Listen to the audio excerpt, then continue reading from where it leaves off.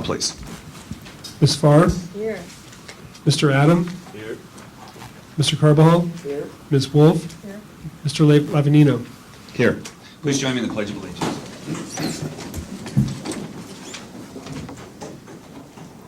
I pledge allegiance to the flag of the United States of America and to the republic for which it stands, one nation, under God, indivisible, with liberty and justice for all. All right. Can I get a motion to approve the minutes of the March 4th, 2014 meeting? Second. Moved and seconded. All those in favor? Aye. Before we go to public comment, we just want to take a minute to thank the CEO of CENCAL that has allowed us to be here today, and also Paula Michael, who is the Senior Executive Assistant of Administration and for CENCAL, and we really appreciate all that they've done to make this day happen. So thank you very much.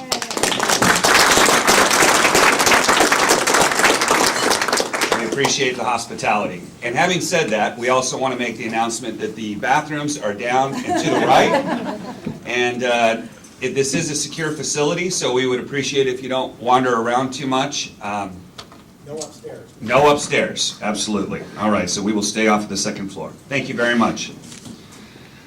If you need copies of the information that we'll be going over, there's extra copies there in the back. There's also water over there for you. And with that, there will be a public comment period, and then we're going to go with the presentation.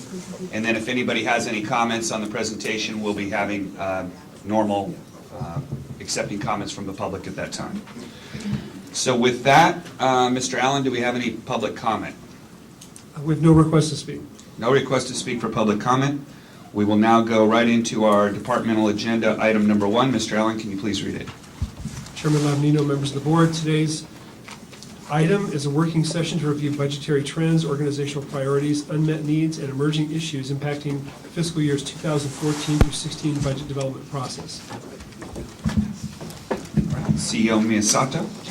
Good morning, everyone. It's hard for me to sit down. I'm so short, I'm going to have to stand up. So now you can see me. Good morning, everyone. Good morning. So today is an experiment. And it's an experiment because I know we haven't had one of these sessions before. It's a work session of your board. And when I got here, your board said that you wanted more time to look at the budget. You wanted hearings earlier, so we've done that. We've moved them to April. And this is a pretext to those April discussions. It's a chance also primarily for us to have a shared understanding of where we are today, where we are and where we're going. We're coming out of the recession. We all know that. There's still some tough choices ahead for your board. So it's important to know where we are and where we've been before we look at where we want to go as an organization. So that's really the focus of today.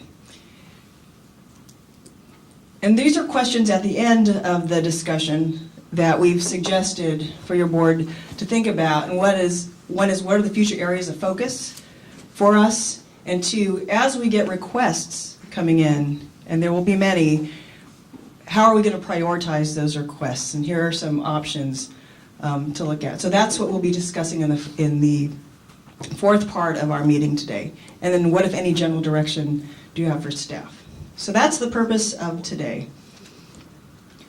So this is how we have the day planned.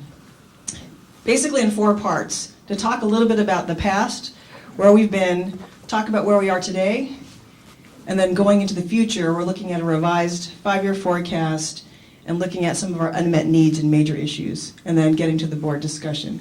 And before we leave this slide, I was looking at some data about the organization, and in this last year, you have 20 department heads, elected and appointed. And in this last year, you hired 4 new department heads, including myself, so that's 1/5 of the organization. In the last 5 years, you've had a turnover of half your department heads. And in one of the board meetings, I think Supervisor Farr was looking out into the audience of departments and says, oh, none of you were here when we first talked about this issue. So there has been a lot of change within the organization, and that will continue. So today is also looking at how we adapt, and again, how we have a common understanding of where we are. As a time check, because we have a lot of material to get through, and we don't want to overwhelm yourselves, and we have a lot of staff here. We had first thought the session would go till about 2:30. We're thinking it'll go longer than that, and so Mike Allen is going to do a time check. When we stop at these major points, we'll ask for questions, but also just to keep us on track. Is that okay? Great. We'll see how it works. It didn't work. Supervisor Carball. CEO Miyasato, just want to, I guess, for the sake of logistics, there is a legislative committee at 2:30, so if, I don't know what council's disposition is on whether we make that or don't make that, whether we cancel, don't cancel, just FYI, because I think there might be an expectation by some members of the public to attend that, and it would be good to just have some direction.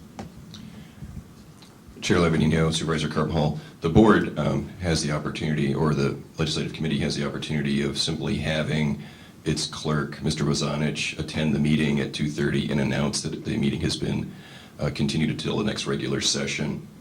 We had discussed this at the end of last week. That's a possible option for the board, or for the legislative committee, excuse me. I am aware that we have people who might be coming down from the North County, and if the legislative committee was going to do this, then it would make sense for Mr. Bozanich to make those announcements now, so we don't have people inconvenienced for travel. It would not be proper for the legislative committee to vote in this meeting, but Mr. Bozanich could certainly connect the dots. If we expect the members of the legislative committee to be here past, say, 2 o'clock, he could simply show up at 2:30 and announce the movement of that meeting to the future month. Thank you. Any other questions on time frame today? And also, the reason we have it structured the way we do today is so that as things come up, your board can ask questions of department heads, and that your department heads, you can respond. That was another reason of having a work session today, so I want to make that clear. That's why we have the department heads all here and identified as they are, within close proximity. Okay, so let's talk a little bit about our past and how the board and the county managed through the recession. You've seen this before, and like many public agencies, the drivers of our past imbalance was a decline in property, primarily a decline in our property tax rate growth and significant costs, including pension increases. And these were made more difficult with the state's, also the state's imbalance as well. And so, Joe, could you forward to one slide? So you've seen this before. This is from the assessor's shop that showed that this was the growth, the rate of growth in our secured value. So during this period of time, we still had growth, but the growth was very low compared to previous years. Next slide. And again, one of the big drivers of our costs was retirement increases. And so, as you know, the retirement board, the investment pool had lost value, and so the agencies and the employers had to make that up. And so we had increasing costs over the period of time in our required retirement contributions. Now this is jumping forward a little bit. As of 2013, we still have an unfunded liability of over $800 million. But what the retirement board has done in this last year is a couple of things. And one is that they are amortizing the unfunded liability over 17 years over a closed period. And so what this says is that after 17 years, the contribution rate that we, the employer, would pay would significantly drop at the end of that 17 years, so that we'd have a normal cost of what we contribute to the retirement system about in 2029, 2030. And so it goes back to just the normal rate once the unfunded liability has been paid down. So how did the organization adapt during this whole period of time? And for some of you, this may be painful because you lived through it. But the county made about $60 million in ongoing reductions during this time. Reserves were used. Departments had reserves. There were other reserves used to cushion and reduce and prevent further, more severe reductions. Employees assisted through concessions, wage freezes, furloughs, and delaying raises. And there were approximately 580 positions that we reduced, and this is all funds. And most of the reductions were through attrition. I think about half of them were through attrition. So this is showing the staffing. So from 07-08, which was our peak, till 13-14, there was 580 permanent positions, which is the dark bar. This light bar was our temporary staff FTEs. So it just shows the dramatic decrease in FTE positions in the county during this period of time. If you look at it, again, all funds by functional group, this shows the percent reduction in positions by functional group. So general support is general services in our finance departments. Community resources is public works, planning, CSD, thank you. Health and human, public health, mental health, child support, first five, public safety, district attorney, public defender, sheriff, probation, and policy and executive is the board, CEO's office, and county council. So overall, there was 20% reduction in some departments, in some functional areas. It varied by department. And when you look at this graph,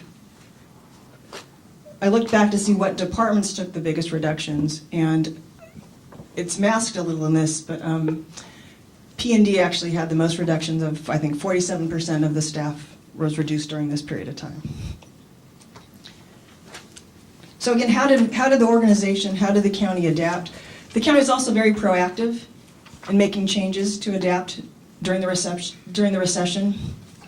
There was a new tier that was created, General Plan 7, for new hires after June 2012, and this happened before the state implemented its pension reform. It eliminated retiree medical for employees, so it cut off that liability for new employees, so it cut off the county, reduced the county's long-term liability, and it was still able to fund some priorities. So 2 years ago, we did the fire tax shift, where we're shifting revenues to the fire district until they get to 17%, right, of property taxes, by taking some growth and transferring it to the fire district. We're still able to plan for the North Branch jail operations, have a funding plan and starting to fund that.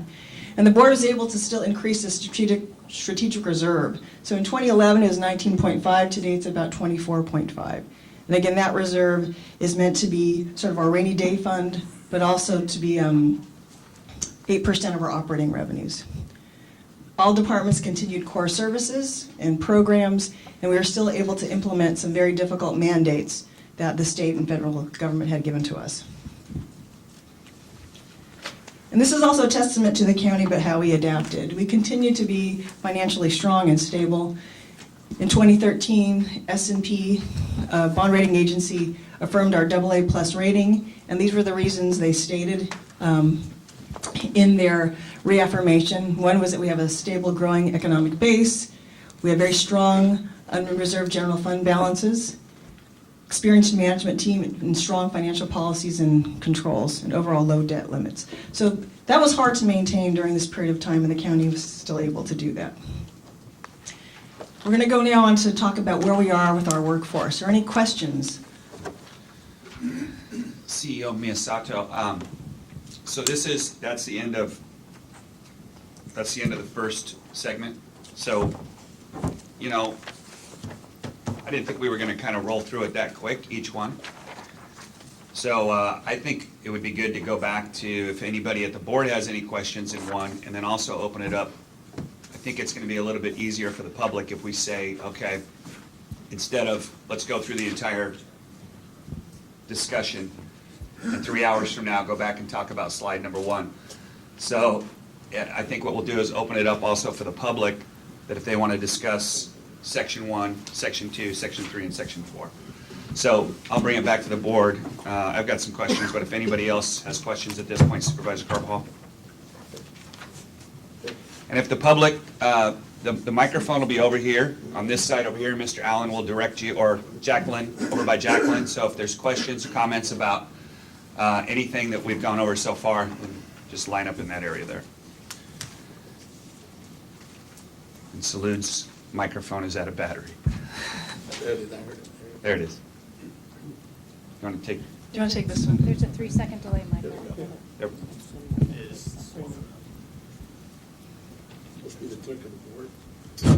Okay. Thank you. Thank you, Mr. Chair. You know, as we look at maybe the upcoming April presentation, and I know one of the slides in this entire presentation was the limited resources that exist in the CEO's office to do some other analysis. But you know, one of the things that I have always struggled to understand is how we compare with comparable counties with some of these departments, some of these services, be it public safety, be it mental health, be it public health.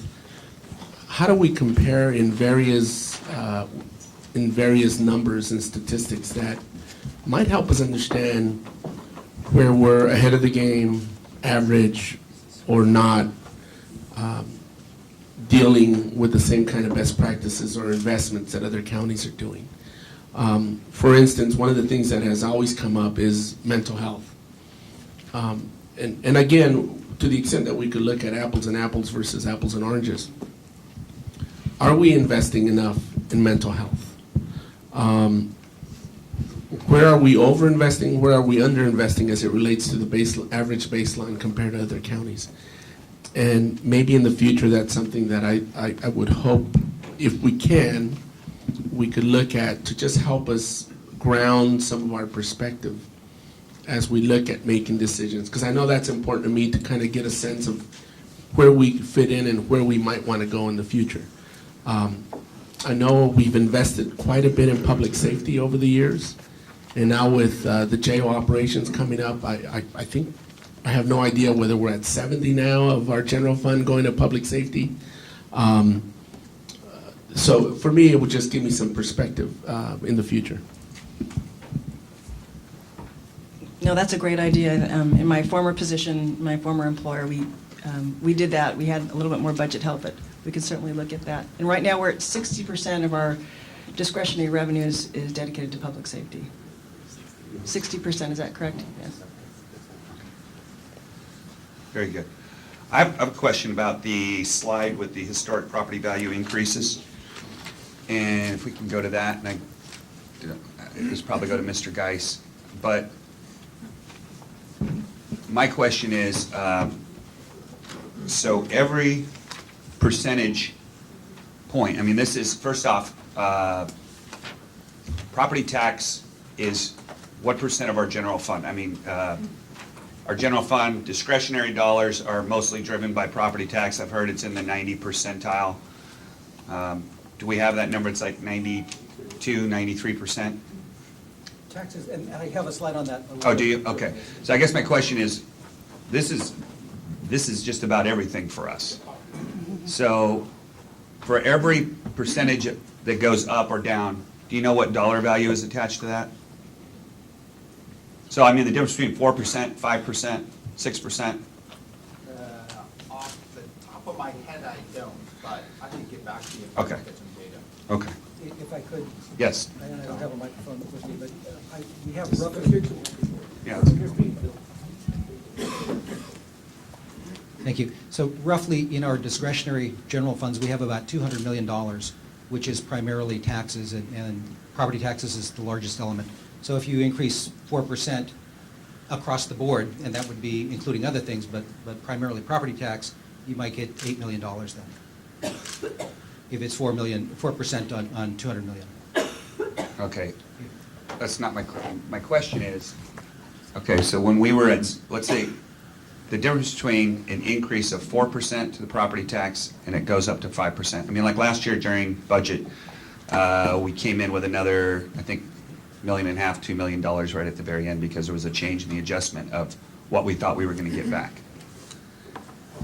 So for every point that goes up, it's $1.5 million, $2 million? So I'll restate that. That was the total general discretionary. If we just look at secured property tax, that's about 110 million. Okay. There are other elements that are associated with that, but if we just look at secured property tax, 1% would be about 1 million, a little bit more than 1 million on just the secured property tax piece. Okay. All right. So I guess what I'm looking at is when I try to look at this and say, okay, how do we get ourselves out of and I guess this is probably in phase 2, 3, or 4, but since we're talking about property tax now, you know what, I'll wait and hold that question, because I want to come back to this slide, though, and kind of try to tie this in for me. The next slide that I had a question about is the projection of contributions on the retirement fund. Unfunded liability fund. Okay. So on the unfunded liability, so right now it's a little bit over $800 million. Okay. And the last time we talked about this, I think it was 750 last year. The 818 million is as of June 30th, 2013, Okay. and the prior year was 827 million, I believe, Okay. just slightly higher. All right. So as we continue to pay this down, now we're on a 17-year closing, so we're actually moving forward and paying it off. That's correct. Paying it down, let's put it that way. So it never will, so in 2029, what occurs that causes that drastic 21% decrease in our contribution? So we would have paid off the unfunded liability in this scenario. All things being equal, we would be 100% funded, and the ongoing cost would be the additional cost or the normal costs every year. Right. So that could happen sooner than that, and it could happen later than that, depending on return. Absolutely. Okay, but our projection is by 2029 or 2030, we will be completely funded. Yeah, and I just want to point out, this is SB SIR's projection. This is their Correct. actuaries' projection. Okay. So my question, though, is why, as we're paying it down, I mean, if I look at my mortgage, it doesn't barely go like this, and then the last year I pay the whole thing off. So I'm wondering, why isn't there a more dramatic decrease as we're moving? Why is it only dropping a few percentage points, and then the last year drops off 21 points? You know what I'm trying to say? I mean, I would think that it would go from 800 million to 790 to 770 to 700. Supervisor Lavadino, I don't think this one. I think there's a 3-second delay on these things, so there is. Supervisor Lavadino, did it work? No. So this one works. So a couple of things about the retirement liability. If you go to the other slide, the one that has the rate increase on there, can everybody? Back one. Back one? Yeah. So when the contribution rate goes from 66 million to 116, remember what happened in 07, 08, and 08, 09. That's when the market lost that $800 million. Our investment portfolio dropped by $800 million. And then what we did is we smoothed in that rate increase over a 5-year period. So every year you took in 20% of the losses. That's how the actuaries treat that. They don't let you take the whole market loss in 1 year because your rate would have went through the roof. And so they blend that in over a 5-year period until you've absorbed the whole 800 million loss onto your balance sheet. And then if we go back to the other slide, not that way. There you go. What they're doing is they're saying, now, the retirement board has not adopted the 17-year fixed amortization schedule yet. I think they're on the verge of doing that. They did? They have Okay. In November. So now they're going to implement that, and what you're doing is you're paying a fixed amount of the liability each and every year until it's totally paid off. Okay. So what we're really doing is paying about $60 million of our 116 million is going down to pay that over a fixed period. So when you get to the end, then it drops. Okay. And in my career, in 2000, we actually had a rate where we were only paying 13% and we paid only normal cost. So you can get there. Now, each and every individual year, here you can correct me if I'm wrong, the way that we have our rate of return set, it's about a 50-50 chance that you're going to hit that on any given year. So that unfunded liability could go up and could go down based on how your return of investment works. And as they lower that return on investment, you should get some more, in good years, some more gains that may pay that down sooner.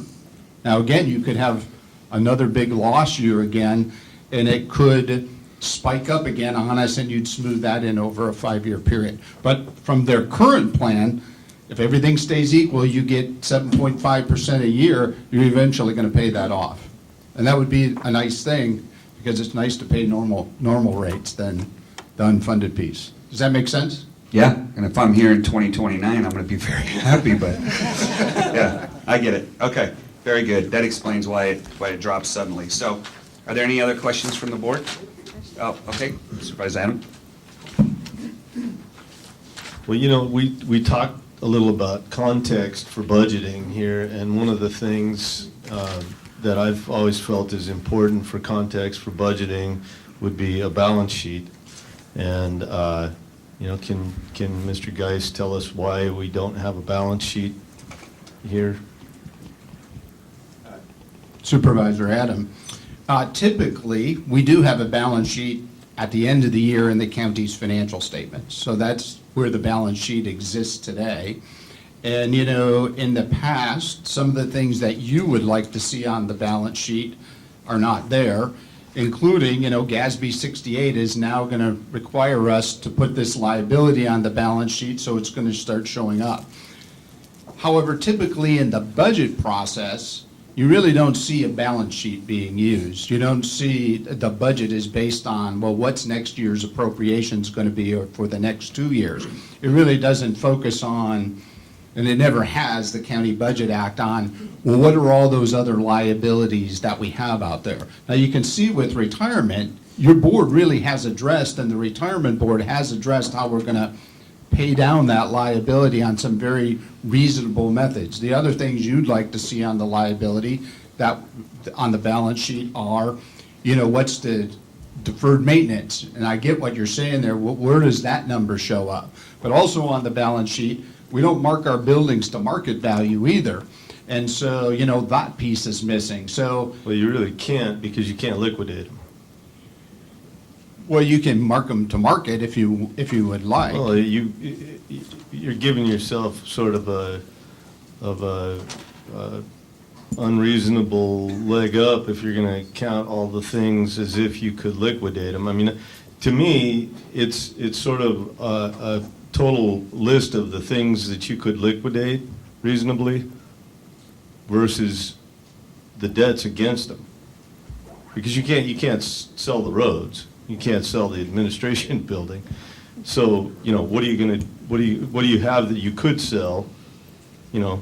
And I think that's kind of a measure of the health, and it's a measure of how much money we should be spending against all the other COPs and bonds and whatever else are out there, and including the deferred maintenance and whatever all else there is. And I would just like to see that in a one-page sheet instead of having to paw through the CAFR and make my own.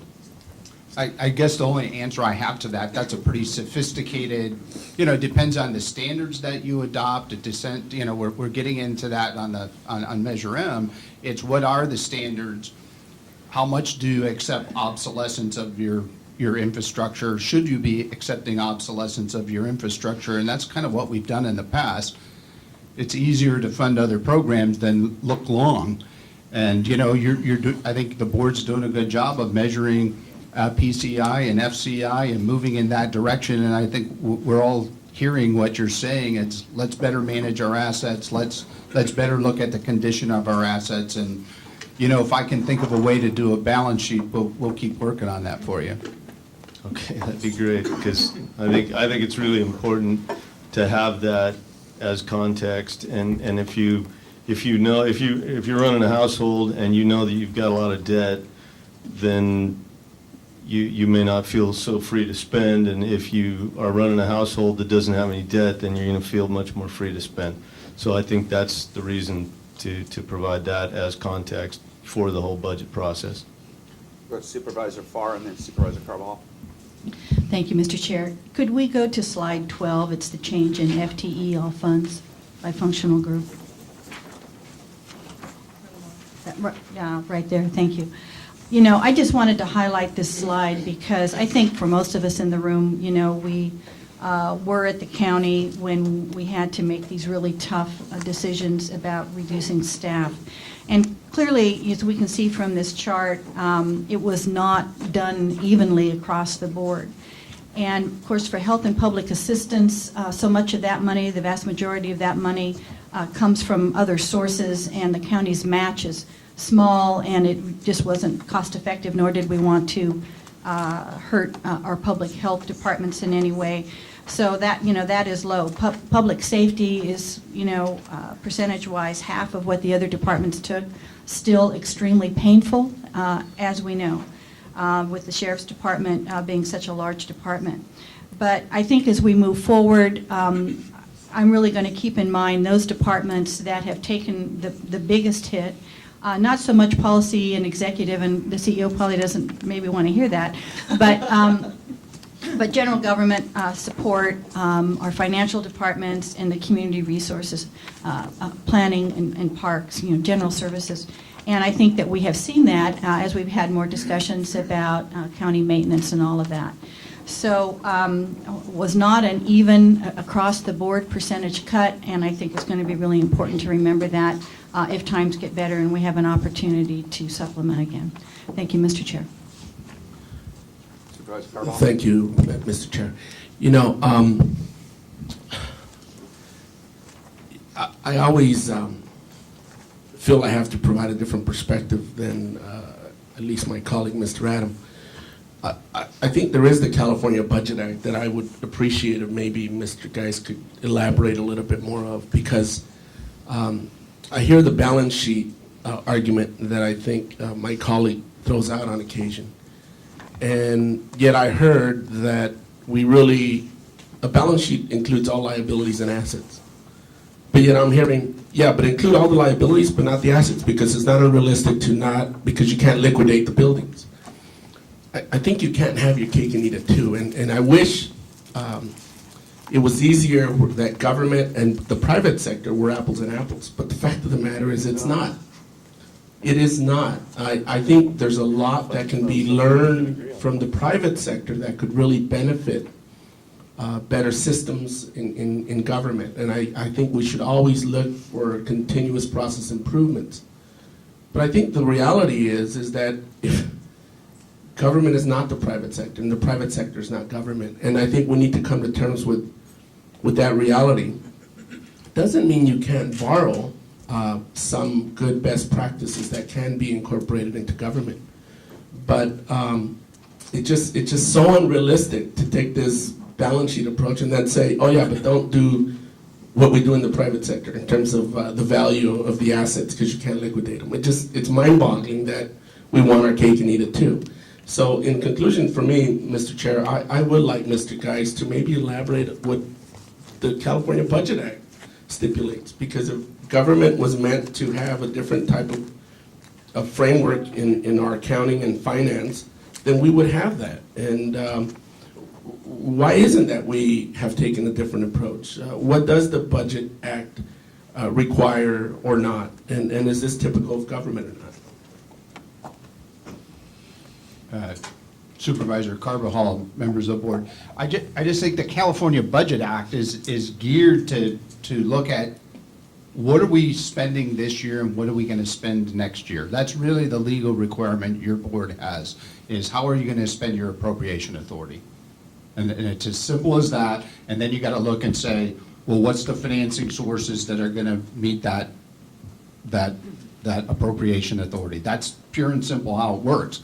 Now, if there's elements of that appropriation that you want to put in deferred maintenance and, spending on capital, that's all part of that program. And I think when I met with Mona and Ms. Miyasato, when she first came here, I said, one of my top 5 things is that I don't think we've done a good job on, and most governments don't, and that's focusing on your assets. How are we managing those assets? How are we depreciating those assets? How are we recovering any costs for the use of those assets? And then Supervisor Adams' point of, are we deteriorating those too much? And I think that's on the buildings and park side. When you get to the road side of the ledger, I just give you this, my opinion here is, roads has always had a different separate funding mechanism in my career at the county. It's really federal, state, and the local dollars came in from Measure D and Measure A. And now what we're really saying on roads is, well, we're not getting enough Measure D and Measure A in federal and state dollars. Now we need more money to go fund roads, and where's it gonna come from? And I think that's just another part of the county budget act, is to say, well, you need more annual appropriations, what's the funding source? Where are you gonna get it? And typically in governments, we start siloing money to those requirements, and that's how we end up funding a lot of the programs. So I don't know if that answers your question, but. Okay, let's go to the public. Mr. Oh, yeah, sure. Well, we can argue over whether or not, we can argue over what it includes, if you'd like to have one. But if you don't want to see what it is, and that being a balance sheet, if you don't want to see it at all, then, that's our prerogative, I guess, as a board. But I think, a lot of my colleagues will say more information is always helpful. And, I think that that's one of the things that could be some helpful information. All right, Mr. Allen, do we have a public speaker? We have one request to speak from Mr. Caldwell. Chairman Labonino, members of the board, I'm Andy Caldwell representing CoLab. It would be really helpful. The one thing that we thought was missing from this entire packet, let alone this section, was I don't know, if the confluence of page 8 and 9. If you can go to slide number 8, the one right before that one. We don't know why we don't have that one out 20 years. That to us is, right now, it's, 50 million more from 2007 to 2013. And what I don't have the brain power to figure out, well, does the next slide that's flat until 2029 mean this is going to be flat till 2029? And it would also be helpful, we hate percentages. So like in the original slide, we don't have that little bubble that says 818 million. So when the general public reads this, they have no idea what we're talking about. You guys should really stay away from percentages and put real dollars in there as best you can, so when people read this, they know what it is. But my question is between the previous slide and this one, what happens to the $116 million figure? Because I think in past budgets, they said we peaked, and I think that thing was supposed to be dropping. But now I look at the next one, and I'm wondering, well, is that true? So if you could comment, and this goes to, for instance, the maintenance issue, the maintenance deficit. If in fact we are peaking at 116 million and we're going to start going down, you have a fund for maintenance. If everything else stays static, you now have a maintenance fund because you can dedicate the decreased revenue over time to catch up on your maintenance. So if you could comment, we'd like to know, is the 116 a peak? Do you guys have a slide for that? Because I didn't see one. Thank you. Thank you, Mr. Caldwell. And actually, I asked this question, and Mr. Alvarez, would you like to respond? If you... Sharing microphones. I can also, while Mr. This Alvarez is like is getting the talk show, Oprah. You gotta walk around. It's on you. We appreciate Mr. Caldwell's comment, and we will get the new slide that has the pop-up on the unfunded liability. You asked if it peaks. Well, we know that in 14-15 we're estimating about 119 million in the out year, and in 15-16 about 120. So we know that it's leveling off, but because it's a percentage of our payroll, and we know those costs are going to be increasing, we can't say that absolute number is going to stay. That's the peak, that absolute number. We know there will be some changes, and like I said, we're estimating 119 the following year and 120 the year after.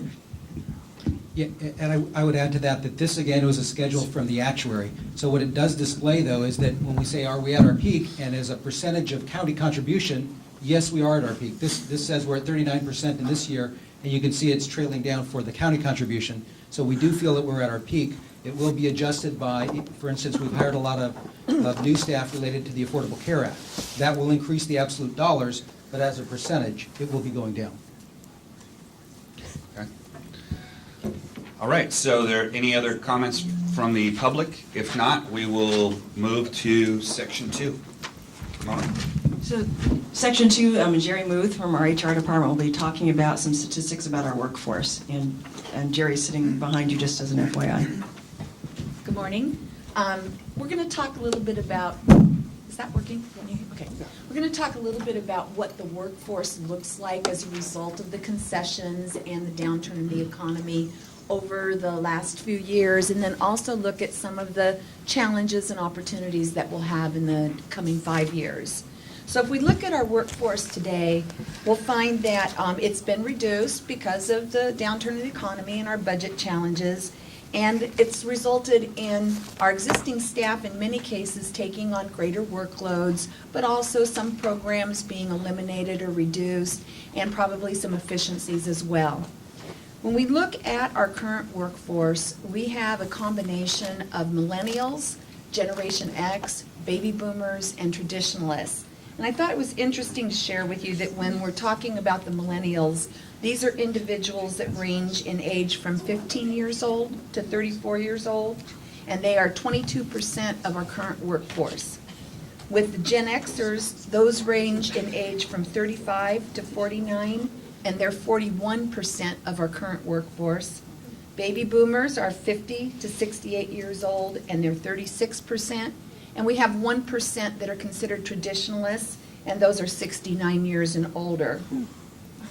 Why this is important is because if we look at the total population, boomers are about 80 million, millennials are about 76 million, but that middle group, that Gen X group that's between 35 and 49 years of age, there's about half as much, as about 46 million of those. So that's going to present some challenges to the county, and we're going to be needing to gear up to be able to attract the Gen X into the population, into the workforce as they become employable. We may have to have strategies for retaining baby boomers beyond their retirement, and then we may also want to start preparing to move our Generation X people into the next levels of their careers. When we look at our workforce, whether male or female, the average age is 45 years with about a 12-year average tenure. I'm going to share a couple of slides with you, but there's a note next to the bottom, proximity of new hire to home. Just the only piece of information we wanted to share with you with that is that in the last year when we looked at our new hires, we saw that people who had jobs in North County were more likely to be able living in North County, and then our new hires that were working in Santa Barbara, there was a huge percentage of them that were living somewhere else just because of the cost of living here. So now, if we go to the next slide. In this slide, you'll see that in the first 3 years, 9, 10, and 11, we were managing through bad budget years, and there wasn't a lot of hiring going on. But in the last 2 years, as the economy started to improve, we saw an increase in the number of new hires into the workforce. Next slide, Joe. And then we also took a look at voluntary turnover, and this does include people who retired in the data. And this is really a really comfortable trend for the organization. It's really below averages. When we look at the Society for Human Resources Management, SHRM, they do studies on this, and they find that local government, the voluntary turnover rate, which does include retirements, is typically 10%. So we have over many years not seen 10%. They also find that the average tenure in local government is 12 years, which, as I said previously, is ours as well. So we have had this very comfortable low turnover rate, but in the coming years, as the economy continues to improve and as our baby boomers start more and more retiring, we have the possibility of some significant increased turnover due to those two factors. Pending retirements are going to mean that we need to plan for succession. We need to have knowledge transfer programs, but we also will be working this year on a workforce planning document that essentially will help us get the right people in the right jobs with the right competencies at the right time, and it'll touch a lot of different aspects of how we attract people into the organization, how we retain them with the organization, how we develop them for the next level of their career so that we can continue to meet the demand for services in the community. Next slide, Joe. So when we looked at retirements, we looked at among our current employees, general employees, those that are eligible to retire as opposed to those that have a likelihood of retiring over the next 5 years. With the eligible, we used 50 years of age and 10 years of service because that's the bottom threshold. And you'll see that that goes almost to 50%. But really what we're looking at is likely. And according to SBCER's data, for general employees, the average age of retirement is around 60 years, and we use 10 years of service. And so that is significant if you go out 5 years, that we could be looking at close to 29, if I'm reading that number right, 24? 24% of our retirees. And then with our safety employees, we did the same thing. For eligible, we did 50 years plus 50 years of age plus 10 years of service. And then we looked again at SBCER's average age of retirement for across all safety groups is about 55. And we did 55 plus 10 years, and that gets us up to about the same percentage likely to retire over the next 5 years. So when we look at this, it may not be that high, but when we look at this, it really tells us that in the event that that did happen, we would have to have the right kinds of strategies and programs in place to replace people, to retain people, and we'll be needing to look at that over the coming years. Then to wrap this up, in 2012, we surveyed 2,481 employees in 8 departments, and we had about 34% that actually responded to it. We called it the Employee Voice Survey, and it was based on the Gallup 12 questions to measure employee engagement, because the more highly engaged employees are, the more productive they are for the organization. We wanted to share just a few slides with you about the feedback that we got. We had 71% who rated their overall experience working for the county as excellent or good, and only 9% that described it as poor to very poor. And this may be one of the reasons why we enjoy a low turnover rate in the county.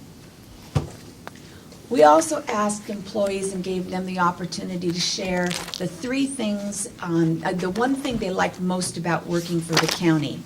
And the 3 top things that they mentioned was the meaningful and challenging work, serving others and making a difference in the organization and in the community, and that they enjoyed working with their coworkers.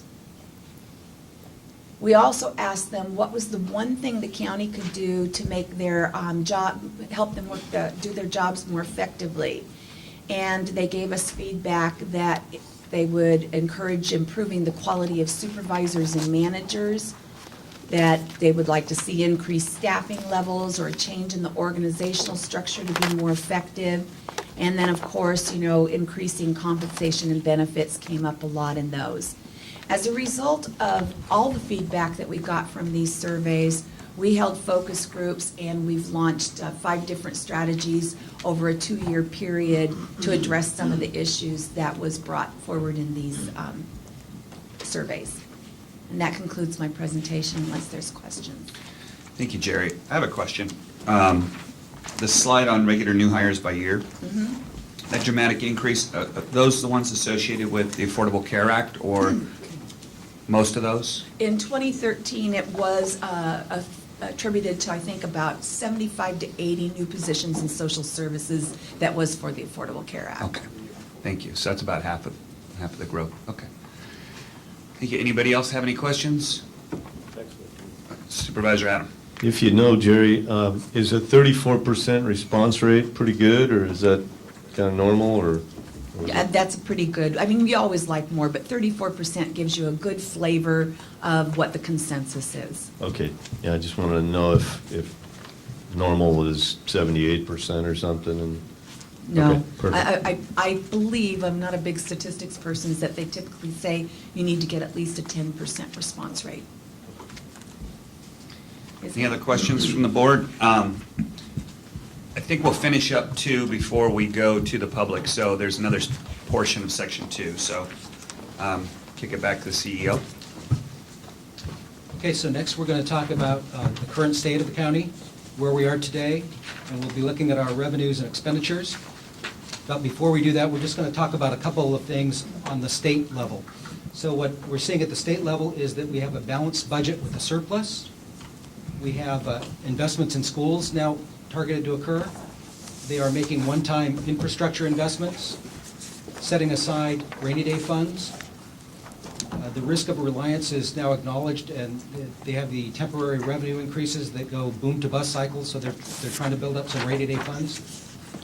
And I think the bottom line to us would be there are no proposed significant negative impacts to the county on the budget. So over the next slides, we're going to be looking at a lot of information and a lot of data. And I think what we're really trying to provide here is trends. And so we'll try to look at these in broad strokes as we go forward. We're going to start with looking at the county budget, and this would be all government funds. Mr. Alvarez, Supervisor Carbajal has a question. If this thing works, which I don't think. 1, 2,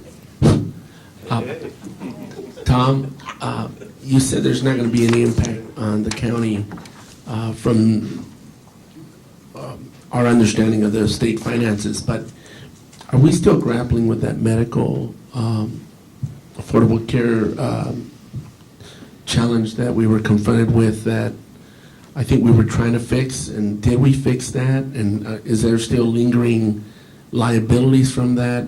Because that's still part of that whole state financial issue that we were dealing with last budget cycle. So I'm just trying to understand, if there's no impact, does that mean that has been erased, or is it carried over and we continue to be challenged with that? Is Ms. Dr. Wada?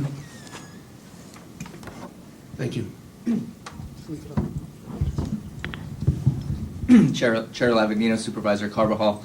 I believe you're referring to the Public Health Department's reduction in our state realignment funding. That is still an issue that is a concern to us. We lost money current year, which we believe through a number of actions we've been able to mitigate.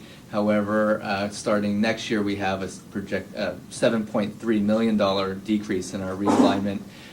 As part of our budget, we have a number of actions that helps mitigate that. We anticipate getting some of that money back through new Medi-Cal revenue, but it's still something that we have to follow very closely. What's the projected liability for next year? Oh, well, Chair and Supervisor Carbajal, we know for certain that we're losing $7.3 million in realignment.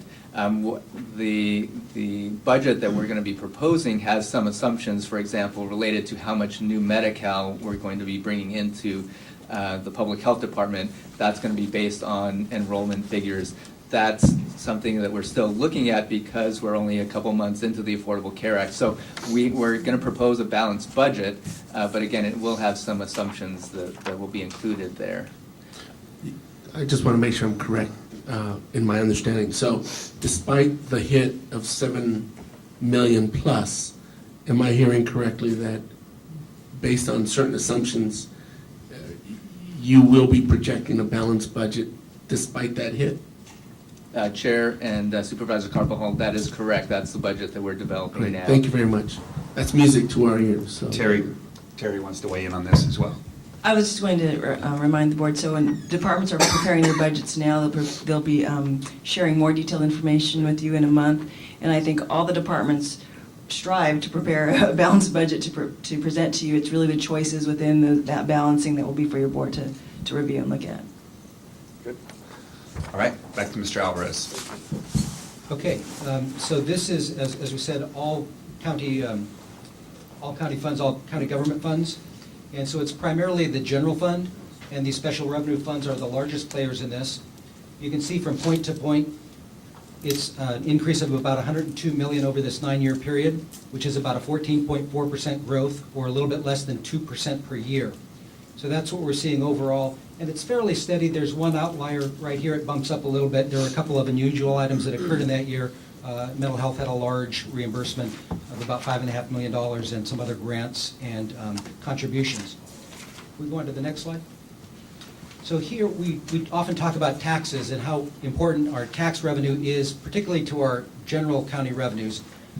In this case, we're looking at the growth for taxes of about $38 million over that same period of time, which is about $16.6 million of increase. And that would apply both within general fund and special revenue funds. So that's about 2% per year. Our largest element within all of these funds is intergovernmental revenues, which are federal and state dollars. And these, you can see up here, starting at 271, growing to 336, an increase of about $45 million over the period. So that's about 27% growth, or 3.3% over this period. And so what we'll see is in the special revenue funds, we're seeing a greater degree of growth than we've seen in the general fund, and we'll see a little bit more on that a little bit later on. But that's some of the trends that we're seeing. And then the last thing we're going to look at is charges for services. And charges for services is where departmental staff are reimbursed for certain work that they perform. They could be in a general fund, they could be in a special revenue fund. But the trend here is kind of flat, and then you can see it kind of tapers off a little bit. And what that's really showing is that that we had a reduction in overhead staff, administrative staff, and some of that resulted in less reimbursement. But we do predict that that's going to be going up over here. Mr. Alvarez, can you go back to that slide for a second? So the red line being the taxes being flat for the last 6 years, and then you show a $22 million increase in the next 2 years. That's 92% of that being property tax, is what you're saying? If we could hold off on that until Okay. I get to the next Sure. one. Okay. Next, we're going to look at the general discretionary revenues. And so this is primarily taxes, as we discussed. And so what we can see here is this is the tax line up here. So it's in 13-14, it's actually 92% is the amount of taxes that we receive. The largest single line item is the secured property tax, and that's right here, and that would be about 54% of the total revenues that are the general discretionary revenues. And so when we look at this, I'm missing the automation there, I think I have it. Okay, as we look from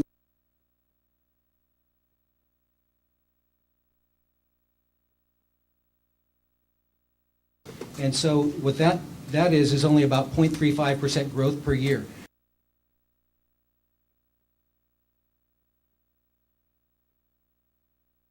Than the general discretionary funds. We had kind of a flat period over here, and then this is where we start to see the growth in the out years. So really from here to here, you've only got $4 million of growth, and then here you've got $7 million, and then additional amount up here.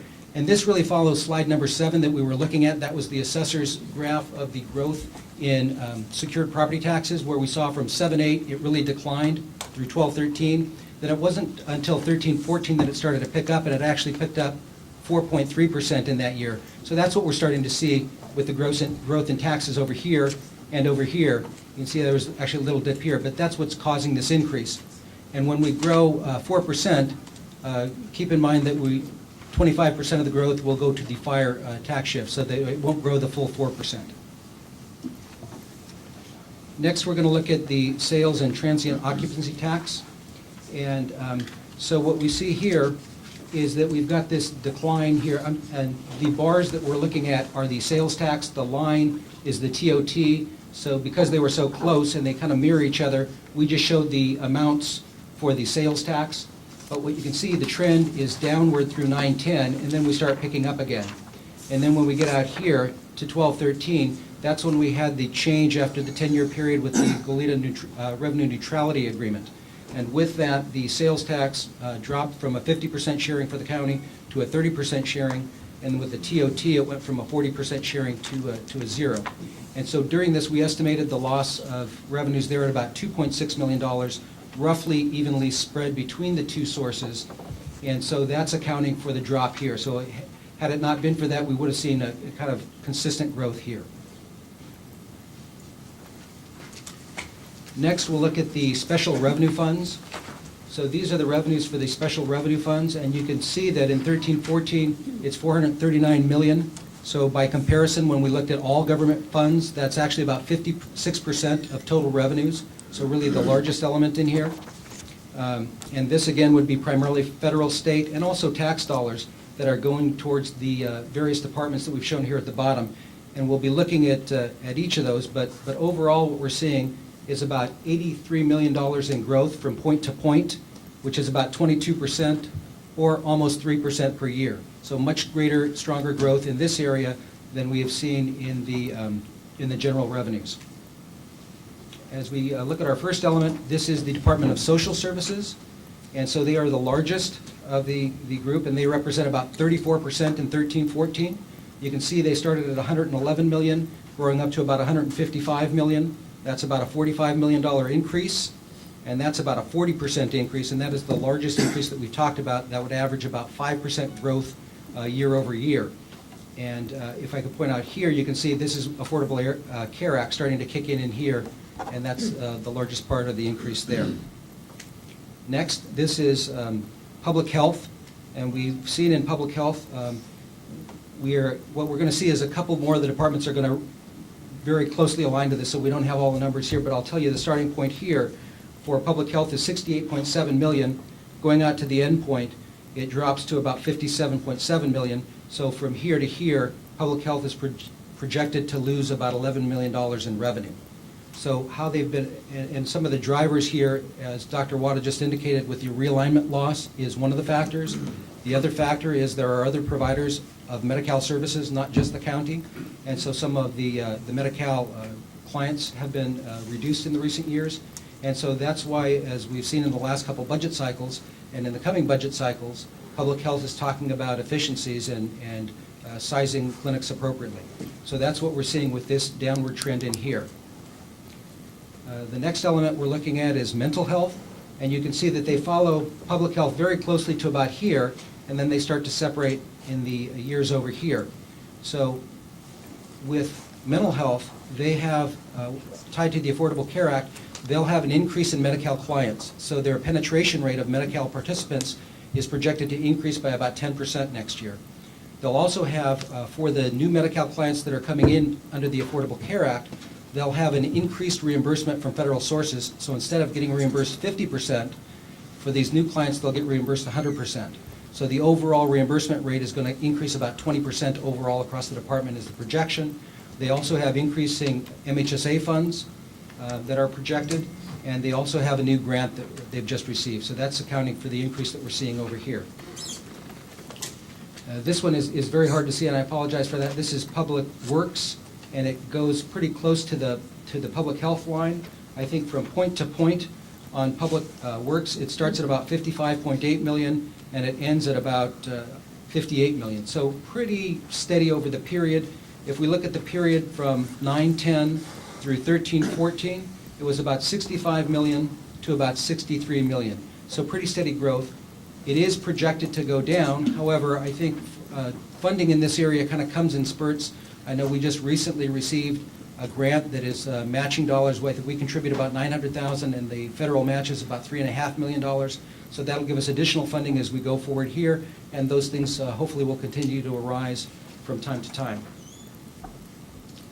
The last element here is fire, and I'll give a little explanation in here. So this is showing the fire district funds for this period, which did not include the general fund contribution that we made, as well as certain charges for services that were occurring when this was part of the general fund. So what we'll look at really out here, it does show a lot of growth, but most of that is really just the shift from a general fund unit to a special revenue fund. We did shift $5.9 million from general fund to that, and then we'll be talking in a little bit about the amount of increase from the tax shift. Supervisor Farr? Thank you, Mr. Chair. Mr. Alvarez, since we're looking, I want to focus on the ADMHS line here. Since it looks like it's going to go up now in the next couple of fiscal years, is that increase going to occur in a way that's going to help us with the ongoing kind of structural deficit that we've had in that department? Or is the money going to be coming in through MHSA and other areas that really isn't going to help us address the problem? Dr. Wada, would you like, I'd be happy to respond, but I think there is the opportunity for that. The department is working hard and looking at restructuring some of their services, and they're in the process of doing that now. They'll be coming with their MHSA plan shortly. I think the idea there is that the outpatient services, in line with the consultants report that came out, are going to be modified and redesigned and within MHSA, so that could help with some of the matching dollars. So I think there is an opportunity for that. I think some of the wild cards still remain the inpatient services, which is a challenge that we're not certain how that will be accommodated. We're hoping that some clients that we have previously served that did not have Medi-Cal will now qualify within the inpatient services, particularly within the PUF, and that could certainly help. Okay, thank you. Well, it just seems like if they're going to increase, approximately $13 million, that, we could figure out a way so that they still didn't need more general fund money for those imbalances. And they are certainly working on how best to utilize and leverage those dollars. Thank you. Supervisor Wolf has a question as well. Thank you, Mr. Chair. I find this slide really informative and in some ways disturbing when it comes to public health. And I think as we move forward in our budget discussions, I know that Mr. Alvarez talked about efficiencies and perhaps paring down the services that we provide to public health, but there are a lot of unknowns. As Dr. Wada mentioned, how many folks, what are we actually going to be seeing from the Affordable Care Act? And so I think that that's one department that I'm really concerned about, that we might be losing some of the core functions, and making sure that when this comes to us in April that we have a really strong document on what that department is looking at, what it plans to do, and what might we do as as far as the county and general fund to stabilize them to some degree. I'd also be interested to know what other counties, our comparative counties, allocate for general fund for ADMHS and public health. I know we had those numbers specifically for ADMHS when we were a few years back, and my sense is that our general fund contribution has declined, although seeing the numbers go up from outside sources is a good thing. But I'd still be interested to know how we compare with our allocation of general funds. And I do think that follows up a little bit. I don't know if it was Supervisor Farr or Carbajal that alluded to the same thing. Thank you, Mr. Chair. Okay. Mr. Alvarez? Okay, we'll move on to the next slide. So those were, we've now looked at the revenues. We're going to start looking at the operating expenses. And this, again, is all government funds. So this is the growth that we're seeing now. So we're looking over this same period, starting at $680 million up to $801 million. So that's a growth of about $120 million, or about 18%, a little less than 18%, or about 2.2% per year. You can see a very large increase in this point right here. That is primarily in the special revenue funds. About 60 million of that is in the special revenue funds, and that would be funded by a specific funding source. Those things, as we talked about, some of them, we have Affordable Care Act in there, public works grants, and other capital expenditures within there, mental health expansion, use of fund balances for different purposes, and jail construction funding is also included in this. So as we look at, the first line would be our salaries for all funds. And so you can really see very much here, it's very flat here, all the way through here, until we get to 13-14, the current year. And this is, we had the furloughs and concessions during this period of time. We've just now restored COLAs for this year and merit and step increases for staff during this time, and that's the increase we're seeing here. But if you really look point to point, very, very little change over the entire period. Our next line is services and supplies. And again, by and large, point to point, relatively flat. A little peak right here for some of the expansions that we've just talked about, but then leveling back off. And that tends to go up and down through some of the special revenue funds, depending on availability of funds, and some projects span one year to the next. So there could be use of fund balance in there as well. As we look at our next element, these are other benefit and employee costs. From here to here, again, pretty flat, a little bit of an increase. Things you'll see in here would be things like changes in workers' compensation, healthcare costs, and perhaps overtime. Then the last one, and it's a little bit overlaid here, but this is retirement and OPEB costs or other post-employment benefits. And this is the one that really percentage-wise is increasing the most here. So we're going from 64 million over here to about 128 million over here, and that's an increase of $64 million, or 100% growth, primarily driven by the retirement. So that is what we're really seeing. It has really driven our expenditure increase, and that, as we've talked about in prior budget periods, is really the thing that's been very challenging to us. Now we'll look at the same information, but this time with just the general fund units. And so what we see here is, again, fairly flat during this period, then starting to pop up over here as we move forward. So point-to-point increase, about $40 million over the period, 14%, which is a little less than 2% per year. It's about 1.8%. And then as we look at the salaries, you could even see it's a little more marked here. And that's, as we saw in the when we looked at the FTE changes, we saw that health and public assistance didn't really decline that much because they had other funding sources. But with the general fund, we did lose some revenue there, or rather our growth wasn't what we needed it to be. And so here you can see that it actually went down, starting at 146 down to about 132 here. And again, this is where we stopped with the furloughs and so forth and started up with COLAs once more and merit and step increases. So that's the salaries line. Next is services and supplies, and this is pretty flat, starting at about 46 million, ending at about 44 million. So really not much change here, and in here we came down a little bit and really held this line in here. So that was again part of the cost control during this period. Next, these are the other costs, starting at in here about 35 million to about 40 million, 38 million. Again, pretty flat in this period, not a tremendous amount of increase. The small increases we did see were related to healthcare and workers' compensation and so forth. And then just like we saw in the other graph, the big increase here and starting over here is really the retirement and OPEB costs. So it's not quite as dramatic of growth here, but it's about 87% increase for the entire period for the retirement and OPEB costs.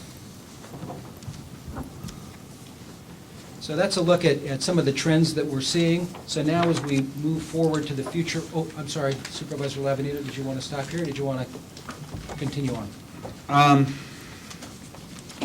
Mr. Chair, I have a question. Yeah, let's take some comments from the board, take some comments from the public, and then we will, I think we need a 5-minute break after that, and then we'll move on to the future real quick. So go ahead, Supervisor Carbajal. Thank you, Mr. Chair. You know, I've been on this board now going on 10 years, and I have gotten a few inquiries recently from a number of folks that have thought that of the 800-plus budget, that we could actually reduce that by a percentage to fund certain things. And I've explained to them that that is not accurate. The only discretion we have is in the general fund, which is about 200 million. Mr. Alvarez, just for the record, for those that are watching and somehow don't have an understanding that the only discretion we have is on the 200, could you elaborate on that? Can you really take money from the categorical funds that comprise the $800 million budget we have and use it for anything else? Supervisor Carbajal, through the special revenue funds, which we saw was 55% of the total budget, those monies are coming in for very specific purposes and can only be used for those purposes.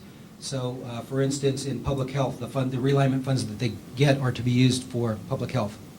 You can't use them for anything else? That's correct. They stay within the department.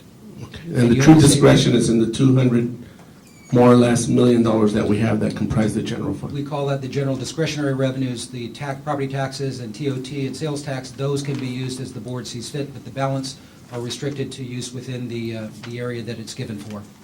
Thank you very much. Any other questions of the board members? We'll open it up to the public if the public has any comment on this section. Don't see any speakers. No request to speak. Okay, we will take a 5-minute break and then move into item number 3. Mr. Allen, how are we doing on time? We are 1 hour and 15 minutes, and we're through 2 sections. So I know that. Are we on time?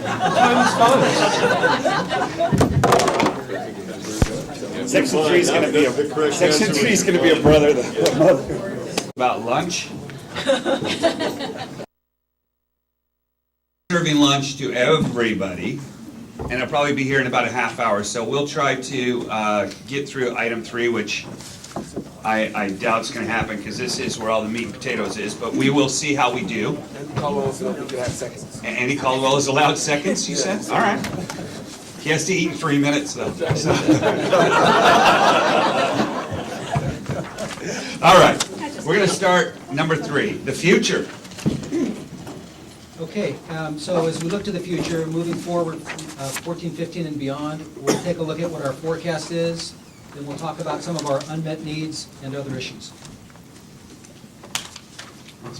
So we'll look at our forecast here. So what we're showing here is our forecasted revenues, and again, we're looking at the discretionary revenues, and this is the amount of revenues that we're showing, starting at 215 million, growing to 243 million. It's this dark blue area. The green little area up here that we're showing, that's the fire tax shift, the increment there. So that's the difference. This will be going directly to the fire, but we just wanted to show what the growth would have been without that. The next slide that we have is our general fund contributions. So these are the allocations primarily to the departments for operations. These are both general fund departments as well as special revenue funds. These monies are allocated.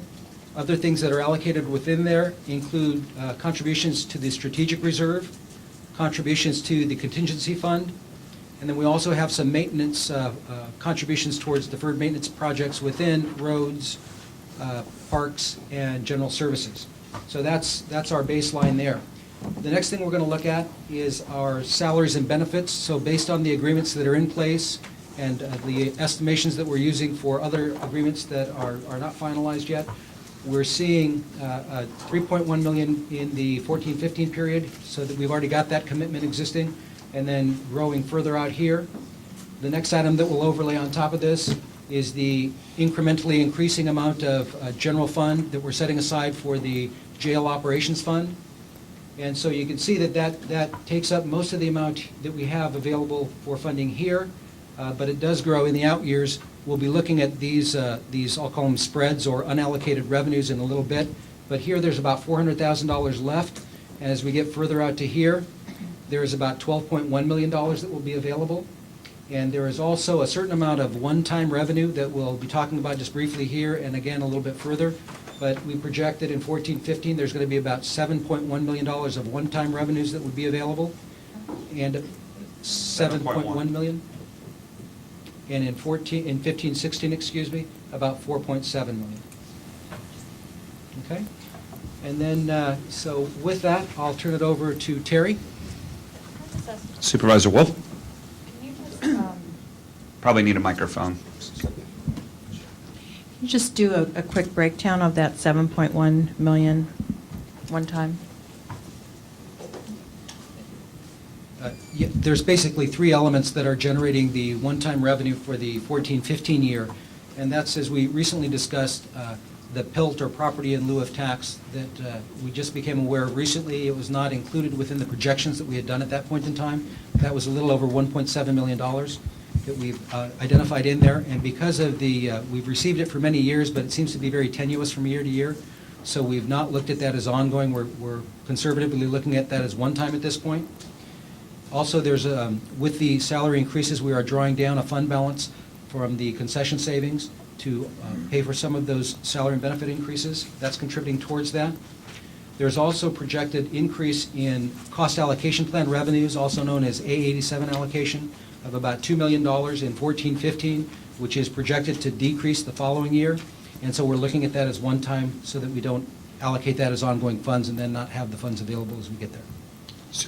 Supervisor Wolf, then Supervisor Farr. I'd like to just ask about the cost allocation. So that's $2.7 million. And is that what we are charging to departments for overhead?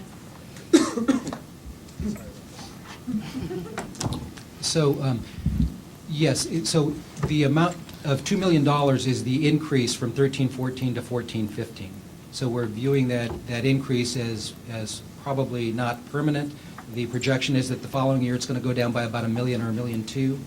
And so the amount of $2 million that was the increase year over year, we've looked at as one-time funds. Supervisor. Mona, CEO. I just want to caution Mr. Alvarez is telling you what we believe the one-time funds will be for next fiscal year. We know there will be some. We're not done working through departments, and so I just wanted, with that caveat, that I'll be presenting to you some recommendations for using that, because we do have some departments that still will need one-time funds to get through the next budget year, especially for expenses related to some of our high-priority projects. So $7 million we believe is available, but I just wanted to give you the caveat that I'll be making some recommendations to you about use of that to help with some of our big projects. Supervisor Farr, then Supervisor Carbajal. Thank you, Mr. Chair. Mr. Alvarez, I just need you to, again, reiterate about the jail funding. So you have that in here, and that's the increase. But in looking at the 17, 18, 18, 19 forecast years, which is when the jail is forecasted to open, and we're going to need that money. So with that increase, assuming that the operations expenses are as estimated at this time, that's all built in there. Supervisor Farr, I do have a slide on that, if we could look at that when I get there. So we are building up every year. When we open the jail, we will not have enough ongoing money, but between the fund balance and the ongoing money that we've set aside, we will have adequate funds to fund the operations when it's targeted to open in 17, 18. And I do have a lot of detail on that a little bit further. Okay, because, yeah, I'm trying to figure out, what the extra is, how much extra that is, and what that really means for what, if any, is left over. Yes, I'll have all that information. Supervisor Carbajal. Thank you, Mr. Chair. The projected 7.1 million, is that beyond the 5 million we have put aside for salaries and benefits? Supervisor It's inclusive. Carbajal? It's inclusive of that. Secondly, my slide has another superimposed green component on there. That's different from the slide up there? Supervisor Carbajal, I believe we'll come to that slide a little bit later on in the presentation. Oh, okay. We're going to cover some of the unknowns. Oh, that was the previous one, yes. Yes. That was the fire tax shift. That was the impact of the fire tax shift. We were just trying to display that to your board. Okay. It's difficult to have, I think the reality is I'm hoping we do touch on it today if possible. There is, the elephant in the room now is this Measure M matter that is a reality that could pass. And if it does, somehow we need to look at how that impacts all these projections. Do we have enough discretionary fund to address that? What does it mean? So it's the elephant in the room, but I think it would be prudent for us at some point today to really focus in on that liability, because it's a reality. And it's not like it's hypothetical. It is on the ballot. And I think it's important for us to understand what the implications are, and for the public that's watching what the implications are. When it was hypothetical, it's a different thing. It's now a reality. And I think it is the elephant in the room, and we need to address it head on today in some capacity. So I'm hopeful that we do that. Chair and Supervisors, as we get through the presentation, Mr. Alvarez will talk a little bit more about all the unmet needs, and we've included that as a potential unmet need, whether it's with the ballot measure or not. That will get layered onto this projection. So in a little bit, we'll be talking about that. Thank you very much. Mr. Gazzoni. Chair Levinino and supervisors. So since the discussion of Measure M has come up, I'll just remind supervisors who may be on either side of that issue that our California Supreme Court in 2009 said that at a meeting such as this, providing facts and information was permissible, but would recommend you avoid, as I'm sure you will, any argumentative rhetoric was the language out of Vargas. So facts and information, good. Argument, bad.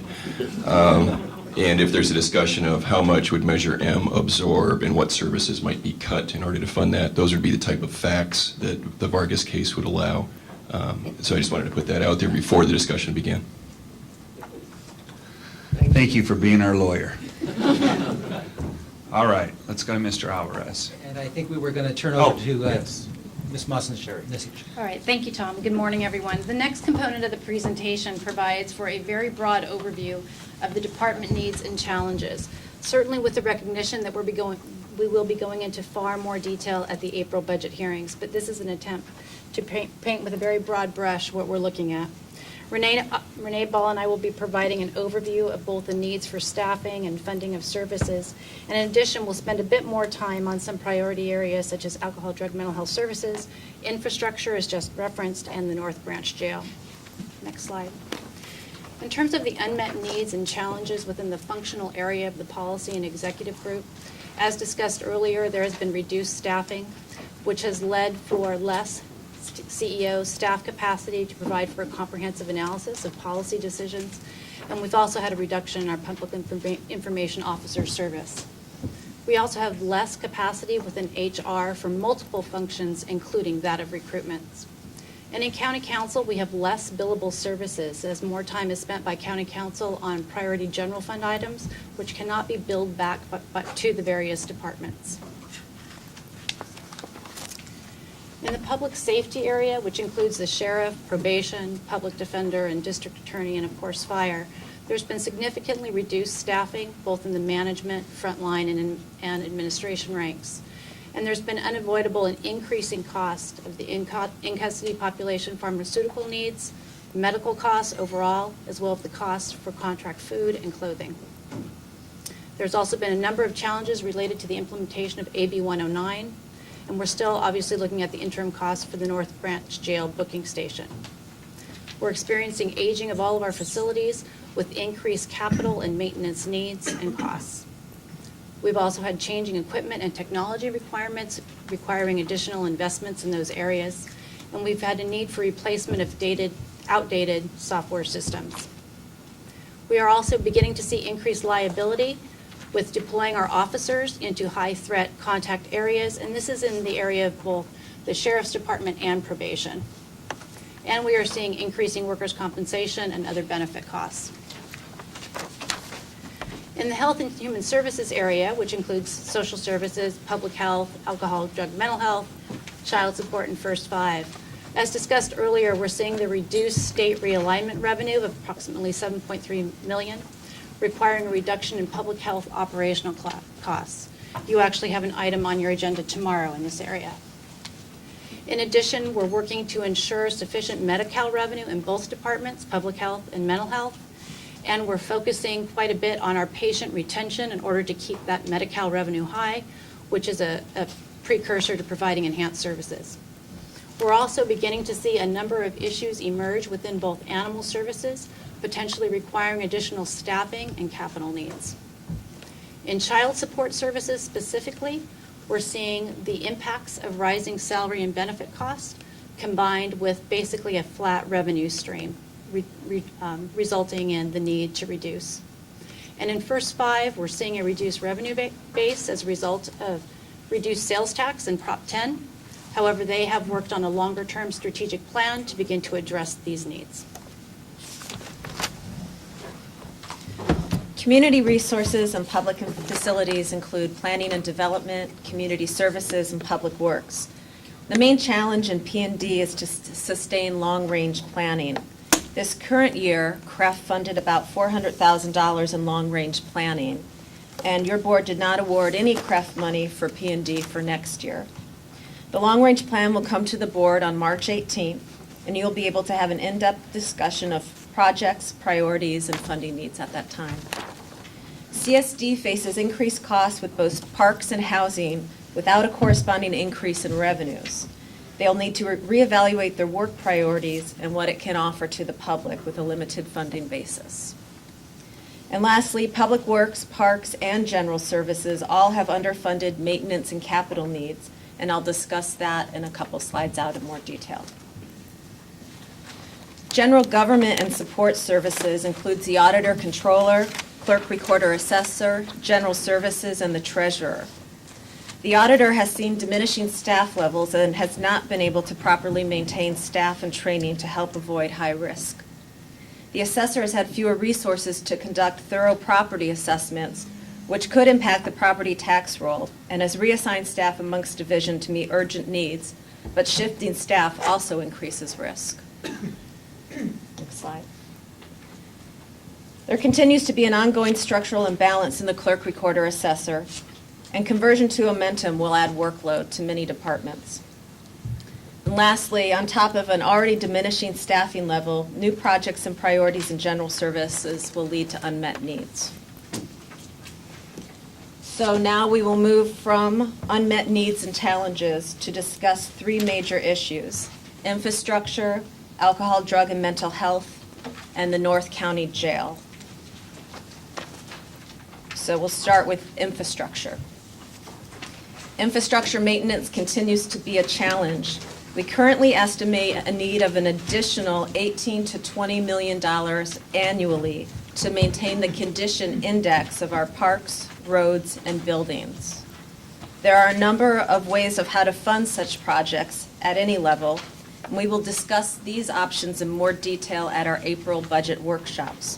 We'll also have the Jorgensen report to provide more detail on parks and facilities, likely at your April 1st board meeting.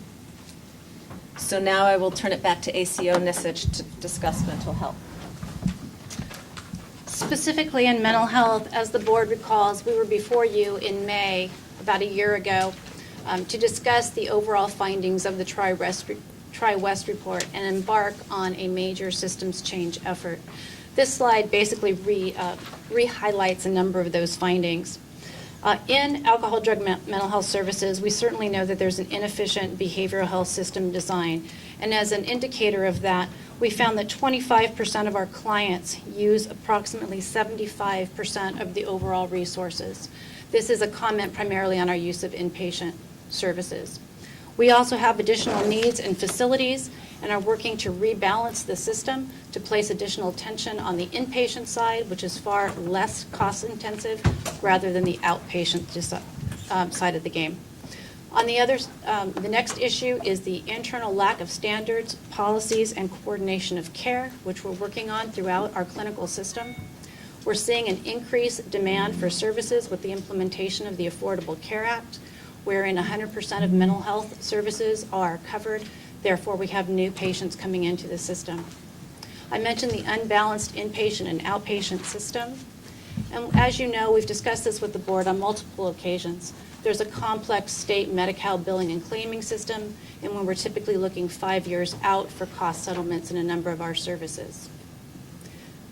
There's also an increase for the inpatient demands, and as we've discussed before, those costs continue to increase, and we are seeing a constant flow of individuals into our PUF, and our census has moved to annually to about 10 patients per day to being basically full at 15.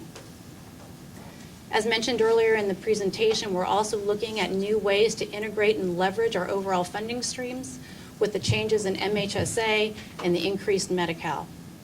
Speaking of the system change in particular, we are looking at about a 3 to 5 year implementation time frame to fully realize a lot of the benefits of what we're currently working on. We will also be returning to the board on the 22nd of April with a full update on systems change, as well as a discussion of the capital needs. This next slide specifically refers to the discretionary revenue within mental health services. Previously, there was a discussion of the restricted revenue. This is specifically on the discretionary revenue side. As you can see, with the negative 1.6 million, in terms of expenses, we have 13.3 million required for matching Medi-Cal. That's general fund realignment monies that we must use to make our match. We utilize approximately $600,000 for discretionary homeless services and $6 million for our inpatient system of care, for a total of $19.9 million in discretionary services. On the right-hand side of the chart, you see our revenues, which is the realignment as well as the county general fund. And you can see that the differential there between the 18.3 million in revenue and the 19.9 million in total expenses yields the 1.6 million in balance.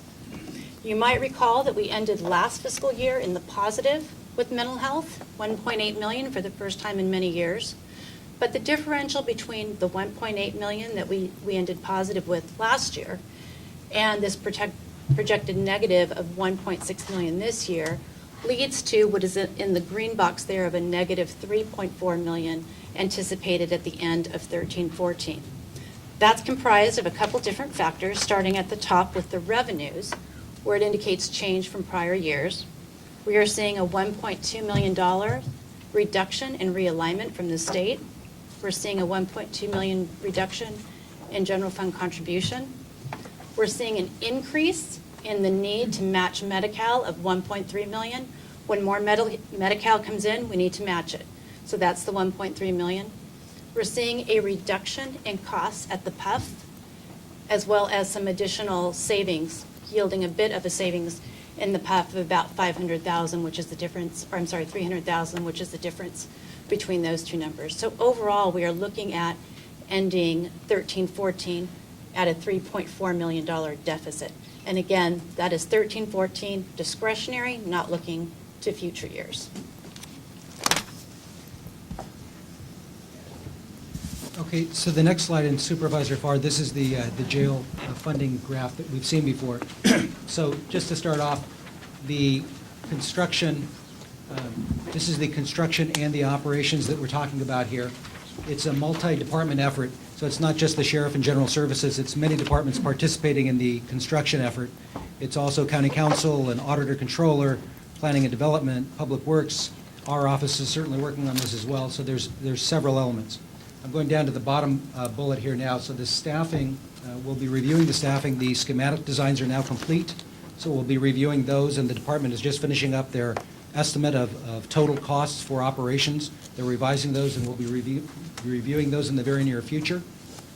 And then also they're looking at the estimated STAR costs as well. They'll be coming back to the board in the near term with that. And then I'm going to pop back up to the first bullet for a second. The operations funding plan is on track. We did set aside $3.3 million this year of general fund dollars, and when we talked about our general discretionary revenues of about $210 million, that is carved out now as an ongoing cost that we are funding. Next year it's increasing to $4.6 million. And so with that, as we look to the graph on the right, what we're showing here on the bars is that increasing amount of ongoing general fund allocation that we're identifying of our $210 million roughly and growing a portion of general discretionary funds. And then the line that we've overlaid is in the years before we open the jail, we can build those in a fund balance, and then when the jail opens, we can use a combination of the fund balance and the ongoing operational costs that are identified in general fund to fund that. And I think the table that developed this chart is a little bit easier for me to see, so let's go on to that, Joe. So this table just shows the data that drives that graph. And so if you look at just the very first year, in 11-12 was the first year we started this program. We had no existing base carved out of our discretionary funds. We added $1 million. That was the total annual GFC that we were setting aside, gave us a balance of $1 million. The following year, we had that $1 million already set aside. We added $1 million to it, so our new year's contribution of the discretionary funds has grown to $2 million. We had a total between the two of $3 million. And then if you recall, we had to identify and set aside the construction match funds, which was a combination of about $5.3 million in strategic reserve, plus this $3 million of operating. And then the sheriff also contributed about $1.6 million, I believe, $1.4 million towards that effort to get our required match. So we do have those funds now set aside, but it did take our operational fund balance down to zero. So we've restarted now. We had $2 million as our ongoing amount. We added 1.3 in 13-14, giving us a 3.3, which is what we now have in the fund balance. If we skip down to 17-18, this is the year that we estimate the jail will be opening. It won't be open for the full year. Our current estimate, and again, it's going to be revised shortly, is about $17.3 million for annual operating costs of the new jail branch, and that's a net cost. So we think in this interim year, it'll be about $10.5 million that we'll need. At that point, our ongoing allocation of general fund dollars will only be 9.1, so we'll have a shortfall of about $1.4 million, which will be taken out of the fund balance. So you can see that that's dropping down. So this is how the plan works. Until we get out to here in 22, 23, when our annual set-aside is almost equal to our ongoing amount. And so this is how we plan to fund this.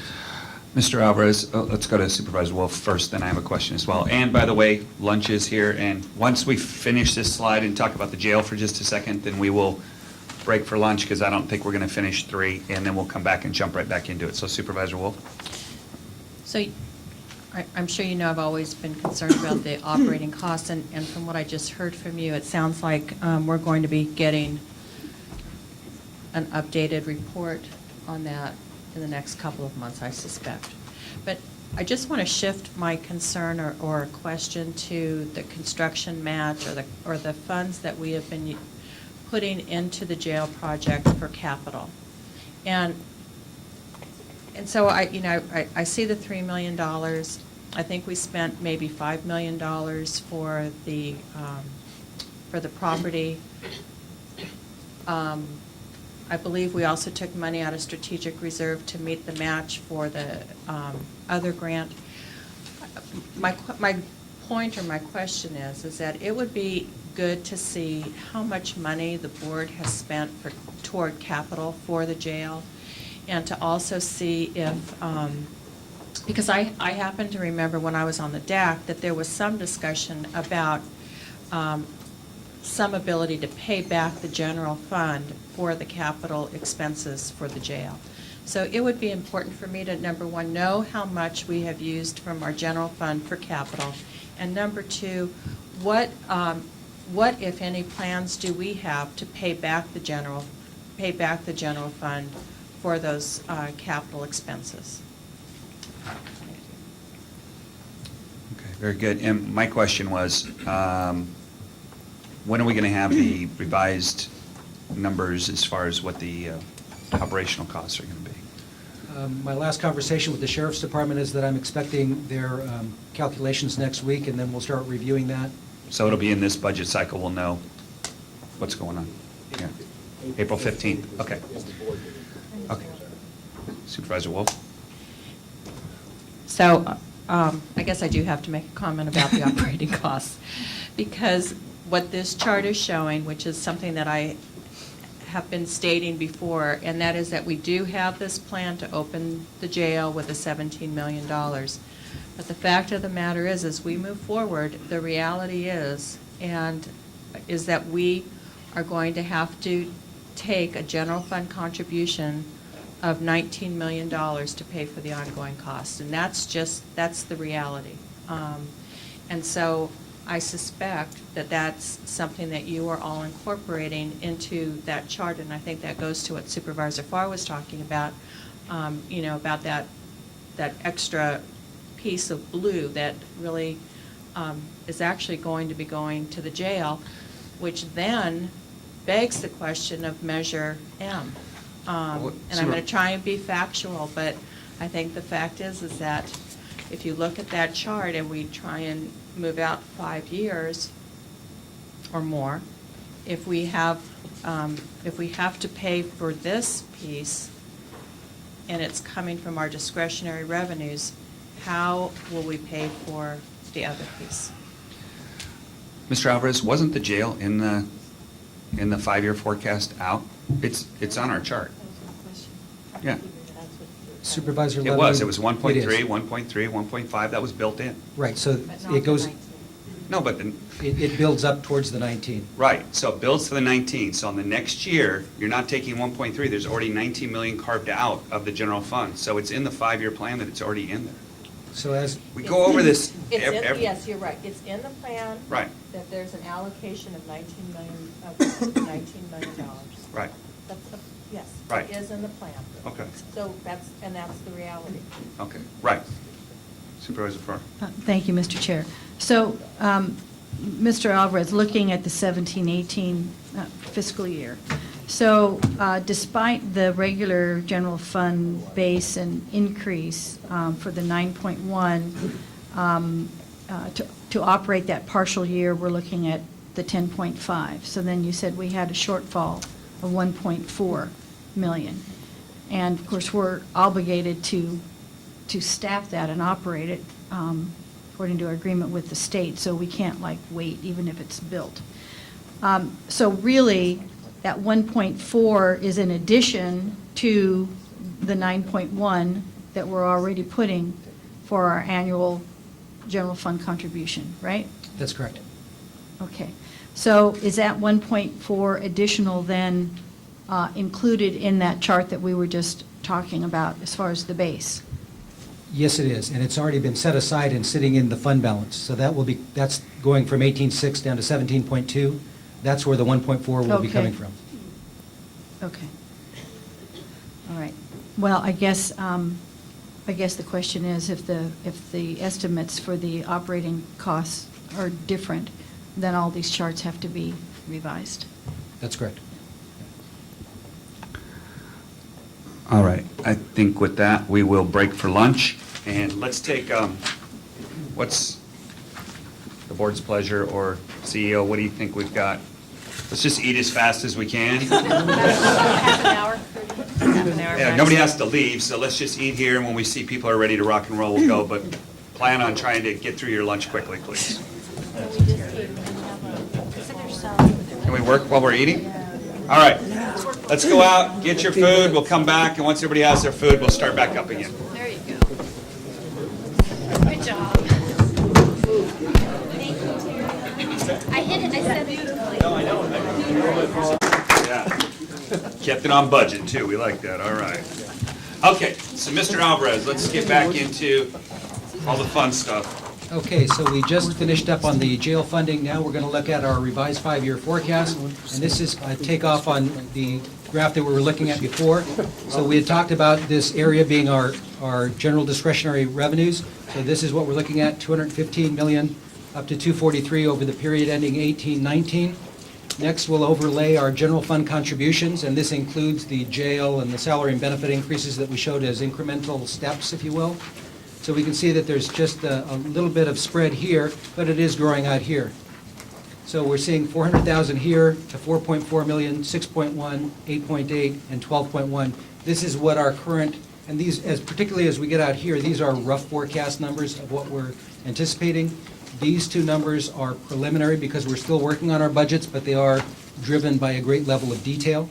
And so this is what we're seeing is the ongoing unallocated revenues that we have. However, we have talked about at great length the need that we've identified. So if we go to the next slide, what we'll see here is this is that same unallocated revenue. We're looking at it as an area here, again, 400,000 up to 12.1 million. And then preliminarily, we are getting input from the departments right now. We're still in the process, and they'll be coming back in April with what they are seeing and what their departmental needs and requests are. But we've identified 7.4 million that we've seen so far coming through as general fund need, and that includes funding of mental health, staff requests. Right now, we've got roughly about 25 different requests for general fund staff, and additionally, we have use of one-time funds for ongoing operations. Departments have been successful in prior years of attaining salary savings to not use so much of that, but there is still that baked into some of the numbers. So that's where we're getting the 7.4. Clearly outstrips our ongoing funds that we have here. And then the last thing that we're going to overlay, we had talked about the unmet needs and we had talked about deferred maintenance. There are several ways to look at how we might fund deferred maintenance. But this is, if we look at the consultant's prediction of what it would cost to keep the condition indexes where they are today and not let them get worse, this would be the annual requirement to this. And then again, we have not overlaid any inflationary costs, both in the 7.4 or this figure. And so this is what we're seeing is unmet need at this point. We'll be hearing from the departments, and there may be other issues that will be coming out through the budget process. This is what we are seeing at this point in time. Chair Labadino? Yes, sir. If I could just, again, have a quick Vargas moment here. Vargas. So the discussion has maintenance ordinance on the bottom of the page, and I just like to remind all members of the board that facts are properly discussed in a meeting like this. And the Supreme Court in Vargas outlined a couple areas that don't work, that are prohibited at a meeting like this. One is communications involving argumentative or inflammatory rhetoric. And the second one is not urging voters to vote in a particular matter or to take other actions in support of or in opposition to a measure. So again, so long as the discussion stays with facts, you're well inside the four corners of the Vargas case. Mr. Chairman. Supervisor Carbajal, knowing full well what you just heard, move forward. Thank you very much. Keeping within that wonderful legal parameter. So I guess just to understand this graph a little bit more, the available discretionary general fund available, that's the dark, do you have a pointer so that we could point so that the public watching this? Hold on. It's 400,000 in the 14-15 year? But it's this, right? That is correct. That's the available. And this blue out here, is that what the maintenance ordinance would require above and beyond what's available to us? That is the rough estimate of the consultant's opinion of what it might cost to maintain the condition indexes at their current level for roads, buildings, and parks. So it looks like it's 20 million here, 20 million here, 20 million there, a little shy of 20 million here.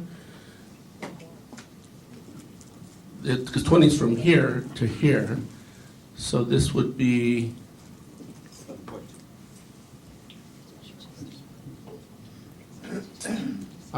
what figure would we have here? That's 20 million for these three. What would be the estimated amounts that we would need above and beyond what we have for these 2 years? It looks like it's a little less than 20 million at this point, but still it's along those lines. The combined need that we're showing is the 7.4 million and the 20, and again, we didn't overlay any increases on that. So that would be 27.4 million out here.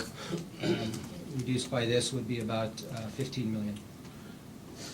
Okay, so, and factually speaking, in order to fulfill this liability or responsibility, we would have to cut, right? You'd have to find the money from this pot of money, which is already constrained and can't meet that need, correct? Let me. Let Mona go.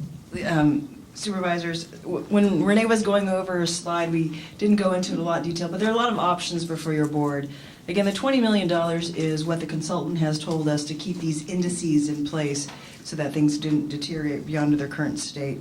But you could reduce general fund programs, so make cuts. Basically, you're reallocating revenue for this purpose. We could increase revenue. Oh, you don't have to go back, Joe. You can increase revenue. Ooh, dizzy. You can increase. Keep going. You could increase revenue, so you could try to expand the dark line by looking at different ways to increase revenue. We could reduce our inventory, which would reduce our maintenance costs, but it would mean disposing of facilities and looking at alternatives for those uses. We said we could target discretionary grants toward maintenance infrastructure. So there's things that the county does now. We have grants that we give or grants that we receive. We could target those things towards infrastructure. Or we could, excuse me, or you could designate growth. So we can also designate a part of this growth. So we're just saying that there are a menu of options. Right now, when we look at what the budget gap is, we look at what's the difference in all your needs versus your revenue, and we come back to you with reduction scenarios. And right now, as of today, without knowing more about how we could grow the revenues or make other reductions, we're just showing you all the unmet needs. Supervisor out. Maybe a question for Mr. Gazzoni. Is that really proper being labeled maintenance ordinance on there? I don't dispute the size of the column, but since maintenance ordinance is sort of speculative that we would be having to comply with it, I wonder if that shouldn't be labeled more as maintenance unmet need or deferred maintenance or avoidance of further deferment or something like that. Chair Levenino, Supervisor Adam. The Vargas case actually involved the city of Salinas in a somewhat similar situation. What would they do if a certain measure passed? So I think it's defensible to have the label maintenance ordinance on there, recognizing that the voters will or won't approve that measure. Okay, but whether or not the ordinance is there or not, I think this is trying to show us that we have an unmet need that's $20 million that we have to address one way or the other. I mean, whether it passes or doesn't pass, we either address this or we ignore it, and we've got to come up with a plan. Okay, all right, Supervisor Wolf. I'm guessing that there's no way to put up two slides at the same time. Okay. So if I'm looking at slide 34, it's Supervisor Wolf, can I interrupt for just a second? I'm sorry. I'm just going to say, just so that we all know where we're going, as we get to the end of this, too, there is going to be a board discussion where we get to ask questions about our priorities, options to prioritize requests and all that. Not that that's where you were going, but just for the rest of us.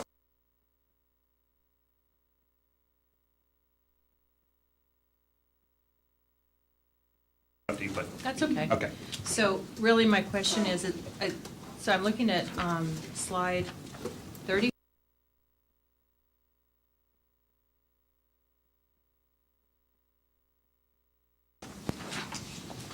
Because on slide 34, it appears that our 14-15 discretionary revenue is $215.6 million. And on slide 28, it's a little bit higher, 217.5. So and then the 15-16, the numbers are a little different. Not, that year is not by much, but I'm probably more concerned about 14-15 because it's about $2 million difference. Mr. Alvarez? The $2 million is the cost allocation plan revenue that we had mentioned a while ago, viewing that as one-time rather than ongoing, because that was the large increase that we saw. So we showed that in this presentation as one-time funds rather than ongoing, because the projection from the Auditor Controller's Office is that that's going to go up $2 million in 14-15, but will be coming down about $1 million in the following year. So we've put that for this broad discussion in the one-term bucket. And that's the difference is the $2 million for cost allocation plan increase from year over year. Very good. Supervisor Farr? Thank you, Mr. Chair. Mr. Alvarez, I'd like to go back to that slide 48 that we had. And if you could just go over the explanation again about the 7.4 million. My notes say mental health needs, continued use of one-time general fund contribution to assist departments, and did you say 25 additional general fund positions? Yes, at this point, that's approximately the amount that we're hearing. That number still may change as departments finalize their requests coming into the April hearings, but that's what we're hearing at this point for general fund departments that would be funded with general fund dollars. Okay, so that's just general fund departments then? That's correct. Okay. So if they're positions, I mean, this number is static at 7.4, but with that many positions, that number would actually go up because it would increase salary and benefits over time, right? That's correct. We didn't try to look out into the future for those. We're just communicating what we've heard at this point, and whether or not those could all be filled into this current 14-15 year, or they would be staggered in some fashion. You know, I don't know. We're just, at this point, that's the information we've received for the 14-15 year. But it does not project out an increase. We left that static going forward for this presentation. Okay, well, I mean, it just seems like if the initial estimate is 7.4, and you have that many positions in there, that it can't help but start to go up as of the next year. And so the 7.4 is only 7.4 in the first year, and it's going to go up from there, which I think does affect the chart and the overlaying that we're trying to do. I don't know. CEO, did you want to? No, you're absolutely right, and I actually hesitated showing this slide because Mr. Alvarez was just giving a rough order of magnitude based on all the needs that Terry and Renee went through about what we're hearing from departments, and we're just trying to quantify that for your board to give an order of magnitude of where we have revenue and what the unmet need is. But as we get closer to looking at actual positions, you're absolutely right. It would increase with different salary and benefit increases.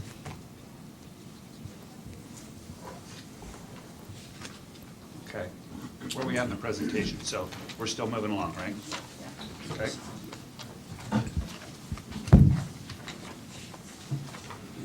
So this is just, again, recapping what you've seen, looking ahead to 14 and 15. We know there's a positive long-term outlook, but we also know, as we've just described, some significant unmet needs for service and for staffing and funding some of our deferred maintenance efforts, as well as the things that Terry and Renee talked about. We have little capacity for ongoing in 14, 15, as Mr. Alvarez showed. There will be capacity for some one-time revenues, and as I said, I'll be coming back to your board with recommendations on using some of those funds to help departments balance and also tied to some of our projects. We're also going to be looking at revenue generation. We'll be bringing back to your board a proposal to increase our transient occupancy tax for November ballot, and that will be coming to you in April for discussion. We would have to bring that to you by July in order to get to the November ballot. And again, given uncertainty, my recommendation will be to you to limit expenditures in 14-15, but consider things in the following year. So this part of the afternoon now is the last part of our afternoon, but probably the most important, to hear from your board about looking ahead in the future. What are areas of focus you'd like us to look at, if not next year and then in the coming years? Should we hear from the public on 3? Let's do 3 first.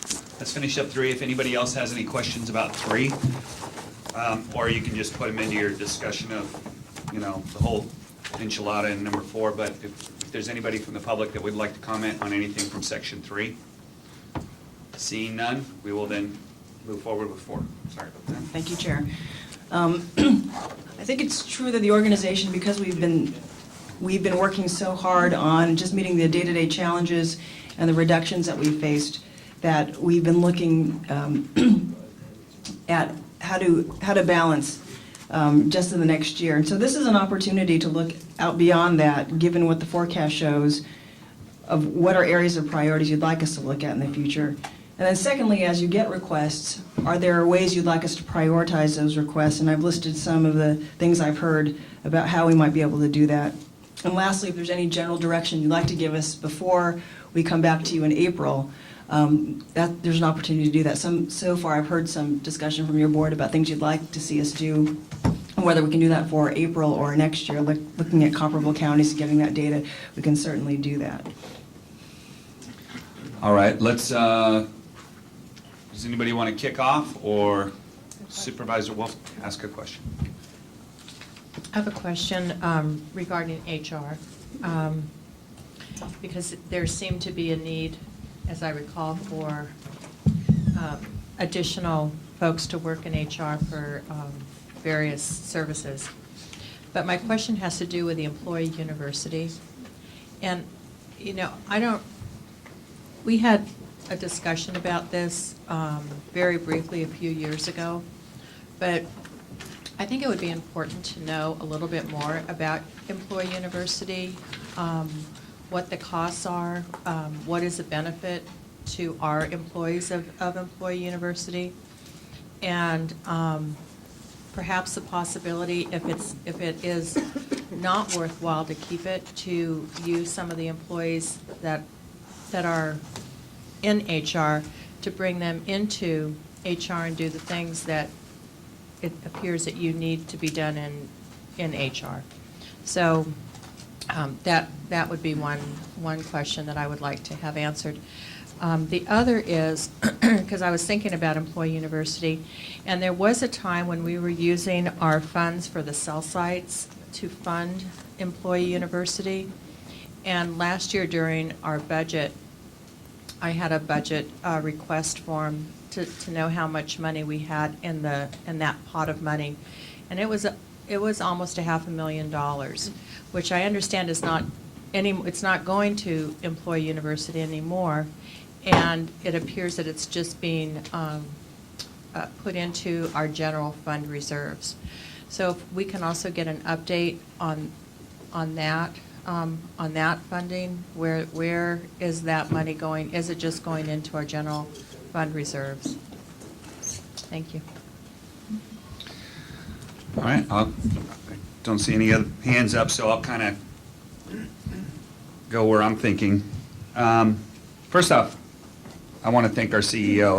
I think that this has been a good exercise, and I think having the 3 meetings in April are really going to help us get to where we need to be and kind of take a look at we've been told we've kind of been looking through a keyhole for a lot of years, and I kind of want to open that up and really get a firm picture of the entire 5-year forecast and where we're headed. And I see 3 major issues that are really out there that, I think we're really doing fine on a day-to-day basis. We have done a good job of, if you look back on what our general fund was only like $215 million, and we had a $72 million hole. To make it through that is remarkable. I know we're down 580 positions, and it wasn't easy, and a lot of people took a lot of big hits, but that, I think there's kudos to the entire county family on that. But we do have 3, to me, major outlying issues that we really need to drill down on. One of them I feel pretty good about, even though it's an $815 million unfunded liability. For once, we're actually addressing it, and we've addressed it, and we're moving forward on it, and that is to squelch the idea of continually adding on open-ended financing on the unfunded liability. And so even though I doubt if anybody here will be in the room, except for, say, a very few percentage of us that's going to be here in 2029 or 2030, at least we're moving in the right direction, and we've addressed it, and we're moving forward. And looking at the retirement fund itself, and I know this is an SV SERS item, but it does directly impact us. But for the fund to go from $1.1 billion in 08-09 to $2.3 billion today gives me confidence. And the 5-year return is over 13% right now, and the 10-year return is 5.8, short of our 7.5, but much better than we were 5 or 6 years ago. So that one piece of the 3-headed monster for me is not great news, but it's better than we've ever seen before. So I feel at least we're addressing that. The other huge item out there, the other 2, is the jail, of course, the ongoing jail costs. And I think if we have a plan, we stick with the plan, and we continue to fund the plan. Yes, there are choices that we have to make, and there are priorities that we have to continue to make. But I think the CEO's office has put us in a really good position to gradually get there and kind of lessen the pain as we try to carve out a $18, $19 million piece of the pie on an ongoing basis. So those are 2. The third one is one that I don't think we've addressed very well, and of course, that has to do with maintenance. Wherever you feel we are on the issue, the facts are we just haven't done it. So I tried to figure out different ways to look at this, and I said, okay, I spent some time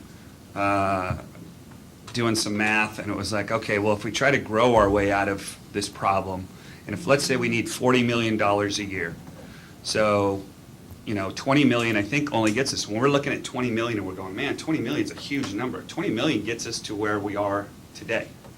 And we know we had this huge backlog. 20 million is just doing what we need to do today so it doesn't get any worse. So if we really looked at 20 million due today, plus, let's say, another 20 million to get into and really do the work that we need to do, it's $40 million a year. So you figure $40 million a year, how is the county funded? So you've got property tax, sales tax, and TOT. Well, sales tax we get a very small percentage of. TOT, even if we do the increase, it's an extra $1.5 million a year. That's if the voters approve it. So to get $40 million, you'd need $4 billion of assessed value additionally a year for us to get $40 million. So that would be 4,000 million-dollar homes that we would have to build to get that $40 extra million. I don't think we're going to grow our way out of it. I mean, we were just at a meeting where we had to try to approve 2 homes. And, you know, the guy had to give up $500,000 for trails and stuff, so that's not gonna happen. So it really puts us in a position where, you know, the TOT is not gonna get us out of it, the sales tax isn't, and property tax isn't. Even if property tax grows at 5% a year, that's only getting us about $7 or $8 million additionally every year. And with the cost of benefits and retirement going up, it's gonna eat that up. So we do have to, whether it's M or whatever it is, I think this next year, we have to identify a funding source, a plan of how we're gonna do this. And whether it could be some from column A, some from column B, some from column C, where, you know, we've got to look at, I think we've got to keep our minds open to just about everything. You know, I even looked at, okay, well, what about additional onshore oil drilling and those types of things? And that all plays a little bit of this, but even if you look at Exxon, which is our #1 property taxpayer in Santa Barbara County, they only pay, they have $345 million worth of assessed value. Okay? So that $4 billion is light years away. So my most pressing need is to find or identify a revenue source. I think we did a really good job with fire, where we said, look, we've got some issues and we've got some problems. Let's identify some of the future growth and move it over there. It's painful. It's painful for everybody else, but at the end of the day, it's going to get us in a better position, and we came up with a plan, and we've stuck with the plan, and we've moved forward. What I'd like to see, one of the things I'd like to see is a study of our property tax and our property tax payers, so that we can kind of get a plan together of, you know, who are our top 100, what kind of categories do they fall under? Are they hotels, resorts, so that, you know, we can put a plan together to, you know, increase the number of those? Or is it, I know some of them are oil companies. Who are the people that are actually funding all of the services that we provide, so that we can generate a plan to compound some of those property taxes? I just don't, I've never seen a study, and it might be out there, but I've never seen a study of, you know, who are our major players, so that we can, you know, we get that top 10 that's in the budget book, but I'd like to see it broken down so that we can find out how do we formulate a plan to kind of improve upon that. It's a scary, you know, I think we're doing a really good job on the day-to-day. The outlook with those three things, and two of them I feel like we have under control and one we don't. But I think that's our my number one concern for this year, is to try to figure out identifying that source of income and where that's going to come from. So, and I know this year we did carve out $3 million out of the general fund for maintenance. But you know, we've got to do something more than that. So I'm going to look to the CEO's office to come to us and budget, and we all kind of come up with a plan of some sort. So that's my 2 cents. Supervisor Carbajal. Thank you, Mr. Chair. Well, I think you touched on some of the core issues that we're all facing. I think, like you, I too am optimistic about our pension costs and unfunded liability. It was, you know, when you consider your mortgage and the process you go through in that term to be able to pay it off, it seems very similar to the same concept of our unfunded liability. It's a 15-year. I believe we've amortized our unfunded liability 17 years, but if you look at the years, before we see a significant positive impact, significant impact, it's 15 years for us to hit that target. So like you, Mr. Chair, I remain optimistic that is sort of on its way to a positive outcome of having most of our unfunded liability addressed in a methodical way. I think if it's pretty much a plan that's laid out. It could have some bumps based on the market, but I think that it gives me a lot of optimism. not to mention PEPRA and all those other issues that have been put in place, actions we've taken with our employees collectively that put us in a much better position. I think the jail, we all know that we've been given a deal we can't refuse by the state of California, and we really have limited choice in terms of what our options are, and it seems that we have very little choice other than to move forward with the jail project that our sheriff has taken significant leadership on and has secured for our county. I think deferred maintenance, I want to echo what you said, Mr. Chair, but I want to add a little bit slightly different, broader context, and that is that this is unfunded maintenance is something that is a challenge to all governments nationwide, including our federal government, including our state, all the states in our country, all communities, all municipalities. It's not a new phenomenon. It's not to say that we shouldn't look at any and all aggressive measures to minimize and to more positively impact that circumstance. And I think that,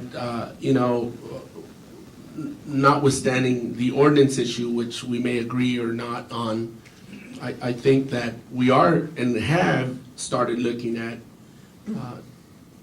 a larger investment in the maintenance of our facilities. And I think that last year was a good example of raising that discussion to a higher level. I think we could go back and look at years in our county government, like other municipalities, where I think for one reason or another, lack of focus, lack of priority, we just haven't made a much more strategic investment. I think the conversation is being had, and I think we do need to look at how we can phase in a much more prudent investment in our deferred maintenance. I don't think, and a phased in is the key word, because I don't think we can reach 20 million and come up with that plan now, but I think we can look at an ongoing enhancement of such an investment, look at future revenues, look at how we might be able to get to that point, but it's going to have to be in a phased circumstance. This did not happen overnight for all municipalities and states, and this is something that is good to be discussing, but it takes a prudent, pragmatic solution to achieving the type of predicament and positive circumstance we want to find ourselves in regarding the deferred maintenance challenges that we, like other municipalities, face. Having said that, I think those are three of the major issues that confront us in county government at the moment. I want to mention that the spike in new hires over the past few years have been in the Department of Social Services, federal resources that are categorical, not general fund, and the Affordable Care Act. Again, categorical resources, not general fund, that have become available. Some areas that are aside from the big issues or subject areas that we've just touched on, I would like to see some comparisons of how we have done in the health and human service, social services, mental health areas, how we have fared compared to other counties. I think it's important to have that perspective because it allows us to see how we have either failed to invest or right-sized or not right-sized. What is the Santa Barbara County's disposition in comparison to other similar counties? And I think that would be helpful in better understanding what kind of actions or informed decisions we can make in terms of policy and investment of our resources. One issue that we have kicked around lots during the bad times, we all said economic development was one of our highest priorities. And if it is, what are we doing about it? I know there's discussions going on with the chambers right now, north and south. There's some activity in play. I think we're going to hear more about that. But we can't speak out of both sides of our mouth. Are we for economic development or not? And if we are, what does that mean? What kind of an investment does that mean? What kind of role does county government have working with our private partners and organizations that promote economic development? Putting together a strategic plan, what does that mean? So I sure hope that that's one of the items that we're able to give a little bit more attention to.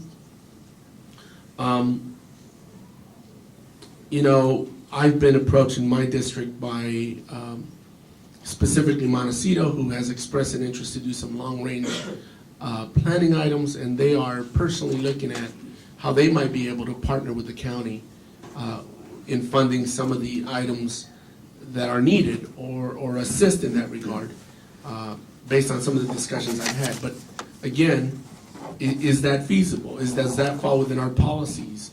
I know that I was at a Coastal Commission meeting many months ago where Commissioner Zimmer mentioned that that is exactly how the county approached oil development in our county. It allowed many of the oil companies to fund a lot of the planning and needed work that was essential to move those projects forward. I didn't realize that, but I guess that sets a precedent. And the question is, how do we want to approach those same similar issues? I think, lastly, and to conclude, I think we do need to look at HR. I think Supervisor Wolf raised a good issue about our employee university. Are our employees utilizing it the way we had envisioned? What does the utilization look like? And is it due to lack of promotion, due to lack of the type of offerings, the courses that we offer? Is it that there's just not an interest? And if so, we have some wonderful institutions, Allen Hancock, Santa Barbara City College, that may be able to maybe more cost effectively meet that need for our employees. So we need to look at what does the data show us? I think IT-wise, I don't know where we're at, but I know that it's a subject that it's out of sight, out of mind, and it might be important to look at that and how that fits into our infrastructure needs as we talk about maintenance and all these issues. Well, it's essential that we look at our IT in terms of where we're at in terms of technology and where we need to be and where we need to go, and what does that look like in terms of an ongoing liability. And lastly, public information officers. I know we have a few folks who fulfill that function throughout our county, but do we have the resources to be able to address that need and that function for our county with existing resources? How can we better coordinate those resources in various departments? Do we need somebody to revisit the PIO, one that has really great relationships with the media, and see how that might be able to assist us in getting out the word about so many different issues and changes and crises issues that affect county government. For me, that's pretty much it. I hope I didn't say too much. All right, so there's 3 left. Who wants to go first? Supervisor Wolf. Thank you, Mr. Chair. I just want to thank CEO Miyasato for pulling this all together and having this discussion. I think it's great information for us to think about and contemplate, and it's great to have so many people from our departments here. And I just want to express my appreciation to all of them for your professionalism, and as we've seen from these charts, what you and your departments have had to weather these last few years. So as we move forward, I think one of the most important things is continuing to be strategic and be prudent in developing our budget. And there's so many things that were brought up today that, I mean, I don't think there's one thing that I don't think is important. But it's really our job to try and prioritize and give you some direction. But in the end, or maybe not in the end, because in the end it is our decision, but I just want you to know that I trust in your ability to look at all of the departments and assess the needs. And as you look at the one-time funding that's available, to allocate it as you see fit. That also goes to the maintenance issue, and I think that is sometimes if an area where one-time funding can be used, but I don't want this whole discussion to turn into a maintenance workshop. I think that will work itself out. We have, some people don't believe we have a program in place. I do believe we do have a program in place for maintenance, and it may not be to the level that some people wish. There's things that I know from talking to constituents that are of concern, so I'd like to just speak to some of those things. One has to do with public health and animal services, because there are so many volunteers who participate in the shelters. And Ms. Nisich had brought this up in her discussion as an emerging need. And I would encourage staff to look at that to make sure that we do what we can, if it does require a small amount of additional staffing, to make sure that we keep the volunteers in place, because the volunteers are doing so much at the shelter. So we don't want to lose them. Another thing that has been concerning is 211, which wasn't really discussed today, but I just want to throw it out there as an issue that the county may want to take on. I know that there may be a subcommittee who's working on it, but to have an update on 211 and what the cost might be to implement that service, or if there's opportunities for grant funding for the county to take that on. We have so many great programs in our county that the county operates and our outside organizations have, and to not have a centralized 211 system, I think it's really unfortunate for our county to be one of the few that doesn't have that in operation. So I just want to make sure that that is continued. I also have been concerned about our PIO functions. That is also something that's been addressed in the documents that we have before us. And I think for whatever it is, good news, bad news, emergencies, we have to make sure that our community is informed as best as we can. And our EOC has done a tremendous job, and I thank you for your work, Mr. Rockman. Well, I thank everybody, but I'm talking about PIOs. But you've been doing a great job, but I do think that we need something that's central in the CEO's office. The issue of generation of revenue that's listed here, Ms. Miyasato, I'm glad you're going to be bringing back the TOT issue to us. We've talked about it, and I'm glad we're just going to move that forward. Supervisor Carbajal mentioned the Chamber and Economic Enhancement Planning, and that is something that we have been talking about and working with some of our South Coast Chamber folks. The retirement system, Treasurer Hagan and I sit on the retirement board, and yes, things are moving in a positive direction, but as I think was stated, we still have to be very cautious, and I think the retirement board as a whole works very well together. We are cautious, and we are taking a very balanced approach to how we're moving that fund forward. The issue of cost avoidance or risk reduction, again, I'm just going to leave that to Ms. Miyasato to look at her her departments, and because I could think of the assessor's office, planning and development, public health, I mean, I could go on, areas where they may need extra staffing to either avoid mistakes or not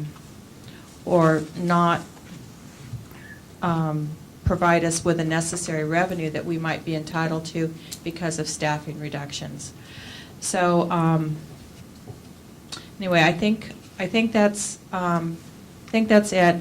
I guess I also just want to close by saying that we really, as we were looking at the charts, we have one of the main reasons why we were able to sustain and get to the place that we are right now is not because of the leadership that's in this room, but because of the human capital that's back in their offices and out in the streets doing the work that they need to do.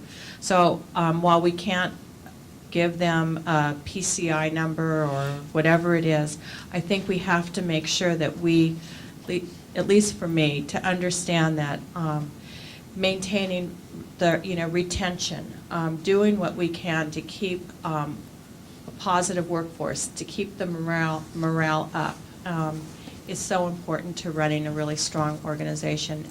And Jerry, I thank you for providing us with that information. It was positive, but I do think we have to look to the future to make sure that we retain our great work staff and to also do what we can to bring in newer folks. And I loved your word traditionalist instead of saying old people. That was very, very good. All right, thank you very much. Supervisor Farr? Yes? Sure. Okay. Thank you, Mr. Chair. Well, I would also like to start out by thanking CEO Miyasato and all the staff that put together this presentation, and also to thank everybody for how they've managed so well through these last, 5 years of really tough budget times. Was so difficult. There was so much sacrifice on the part of everybody, and so many tough decisions that had to be made. And I just really want to thank all of you and all the frontline staff for what they did, because it took all of us working together to do it. And I think for us to have come out the other side as well as we have, despite having to lose so many positions, and I think to have had so little impact to the public, a lot of impact internally, but I think so little impact that was visible to the public is really a testament to the work that all of you did. So thank you very much for that. That being said, I think that, looking at the charts and the graphs that we've seen today has been a good wake-up call for me about managing expectations. And so I guess I would say that to all of us, that we are coming out of it, that things are looking better, but we're not going to have the kind of capacity to put everything back the way it was if we wanted to do that, or to have a lot of new initiatives, at least as quickly as we would hope. So I think it's going to be really important for us to manage those expectations and to kind of still plan to hold steady here, as much as we would like to not have to do that. That being said, and the reason I wanted to point out that chart that showed the staffing cutbacks during those times is that even if we don't have a lot of additional capacity, I'm going to be very unwilling to continue to have certain departments have to take major hits, as they have in the past. I'm hoping that whatever the future holds, that we're able to keep some proportionality, some kind of balance between the various departments.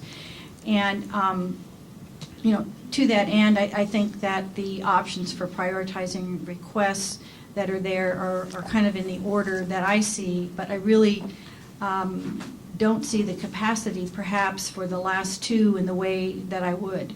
I think that clearly we need to avoid costs and risks, and I have to say that ADMHS comes to mind on that. Certainly generation of revenue, we've talked about TOT. But also, I think in looking at the staffing cuts that we've had, and we've talked a lot about property tax, and rightly so, but I have been, concerned that those staff that we have in our financial departments that work together as a team on the assessment and the collection of property taxes don't have what they need. And I think that that is really important. I think that being able to keep up with assessments, that assessors would have the training that they need, particularly for the complex land use issues that we have, including oil, that we would have robust staffing there, because those are the people that are helping us bring in the property tax that funds all of this. So, and I know that we've talked about IT, so that's an area that I'm really looking at there, including for the generation of revenue. Obviously the elephants in the room are the maintenance ordinance that's on the ballot, and the costs of the North County Jail. And I actually just asked Mr. Gazzoni, again, when we have had the jail come to us as far as the various timelines for it, what was kind of our drop dead date on the jail? Because, and I understand it's December of this year. And while I'm very supportive of the jail, I continue to support the jail, I think that it's going to be good that by the time we get to December, we will know whether we have been successful in both putting on a TOT increase as well as it passing, as well as what happens with the maintenance ordinance in June, because those are both clearly going to be affecting all of the charts that we have seen here for what we're able to do in the future. So those are my thoughts, Mr. Chair. We've done a lot of work, and there's clearly a lot of work still to do. Great, thank you very much. Supervisor Adam? Well, first of all, I want to join and reiterate Supervisor Lavanino's comments. I don't have anything that he said that I could disagree with. Maintenance, obviously, very important to me. I think that this is one of those things that you got to do when you can do it.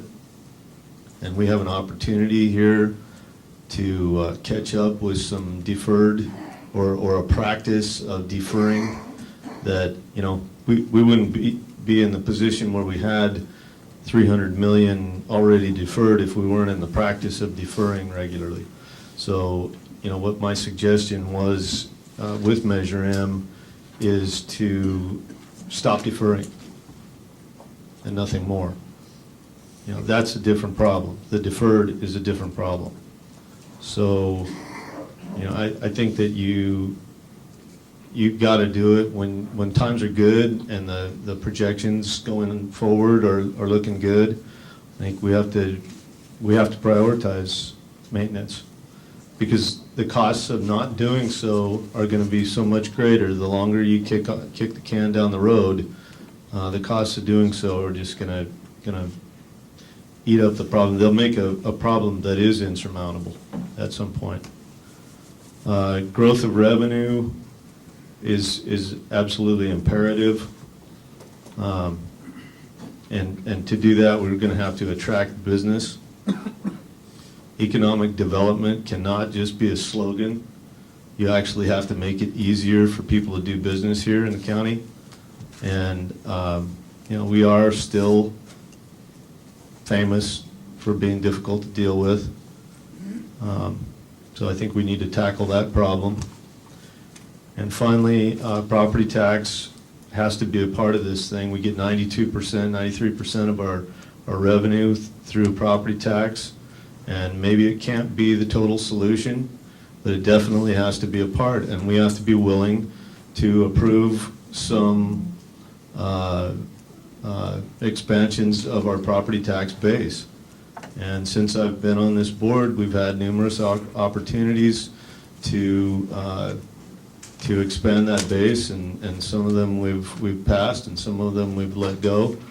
And so they're not there. And you know, when we allow somebody to invest in our county, the base goes up, and then we get to have the coupon on that annually forever. So, you know, I just think that there's a number of projects that could have been done differently, and you know, the same groups opposed and the same groups like them, and I think we're going to have to change up the way we do business if we're going to make it in the future, because we have to, obviously we have to create more money, because and if we're not willing to create more money, then we'll have to do it by cutting. And frankly, I don't think we can do it by cutting alone. We have to grow the revenue side. So that's my thoughts. All right, very good. I'll kick it back to the CEO. Where do we go from here? What's next?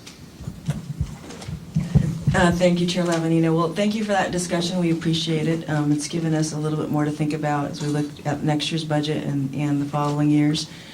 For our next steps, this is just a reminder. So we're going to review the input we heard today. We're going to be bringing back to you in budget presentations, the department presentations on their objectives and their budgets for next year. We're slated to do that Monday through Wednesday, April 7th through 9th. Our recommended budget will be released to the public in mid-May, and then you will have your final budget adoption hearings, as we always have, in June. But again, the point of today was to have a shared understanding. Tom and I were talking about in the past, and this is common in many organizations, the information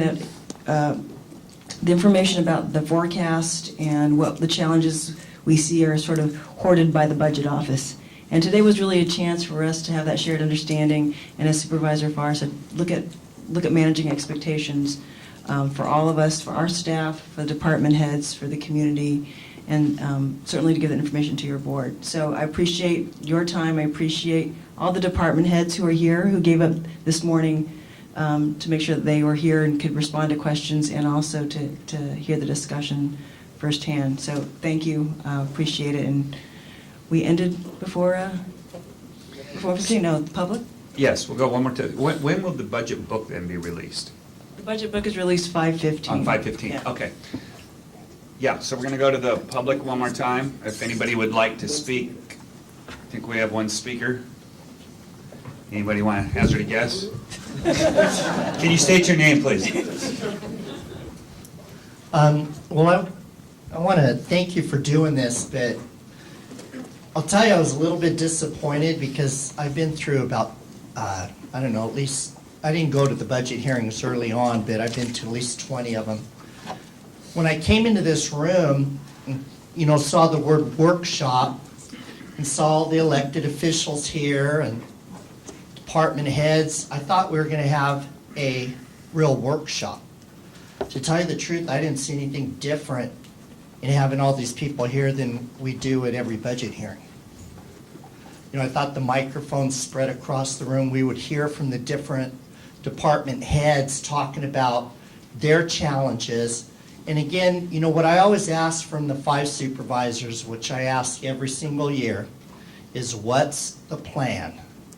Your staff does an excellent job of outlining the parameters of what you have to work with, but what's the plan? The closest thing I heard today was Supervisor Lavanino saying, well, if we need, you know, $40 million, that's $4 billion in property taxes, how could we get there from here? That is a beginning of a discussion of a plan, since 90% of your money comes from property taxes. But other than Supervisor Adam echoing it, is anybody in staff going to work on that? One of the most ironic things of the top 10 property tax payers in the county, that every year I ask the same question because it's hard for me to believe. There's a house in Santa Barbara County worth $100 million. One house made the top 10 list. So technically, you wouldn't need 4,000 new houses. You just need a few large estates. And you could get maybe halfway there from here. That would be a plan. Oil industry, it would be nice to see somebody chart out, well, if we got revenue sharing from 1 or 2 major oil projects, this is how much money we could get. We know that if the county froze all raises for 2 or 3 years, that would be $40 million. There's a lot of different things that could constitute a plan, but we never hear anybody throw one out there. Mike Brown did a number of years ago in the budget book. He talked about, let's create another city. Let's create another unincorporated town in this county. And there was actually a plan to do that by Orchid. And the county told the guy, don't even bother applying, we're not going to process it. We've known that there's been 3 to 5 hotel projects that people have asked for in this county. How much revenue would that have generated? They were told, don't bother to apply. So somebody that's watched these things gets frustrated because I've seen money refused. People just say, go away, we're not interested. What's the plan? We've got the analysis. Your staff does a great job on the analysis, but what's the plan? And why are all these other people in this room today? Thank you. Thank you. We have, let's see, from there, we're going to adjourn. Okay. I think we are, just in response to Mr. Caldwell, I think we have asked for a plan, especially with regards to maintenance and all the different options that we're going to have. So, and you want to explain, to people why we have so many people here today? I think most of that, from what I'm hearing, is to temper expectations, but go ahead. That's partially true. One was to, again, to know where we're going as an organization. I think we're stuck in our departments a lot of times. I think people would agree. And to Mr. Caldwell's point, it was today to temper expectations, to share where we are with everyone here. And also, this particular day was about getting the time and space and setup. If there were questions that could arise, we could have free flow discussion. A lot of those questions did arise for some departments, not all. The more department-specific discussion will happen at the budget hearings next month. So this was, like I said, it was an experiment to put us in a different frame, to have more discussion, and we'll take the input and do better next time. All right, thank you very much. You have a motion to adjourn? Moved, seconded, all those in favor? Aye. We are adjourned to our next, tomorrow. Tomorrow's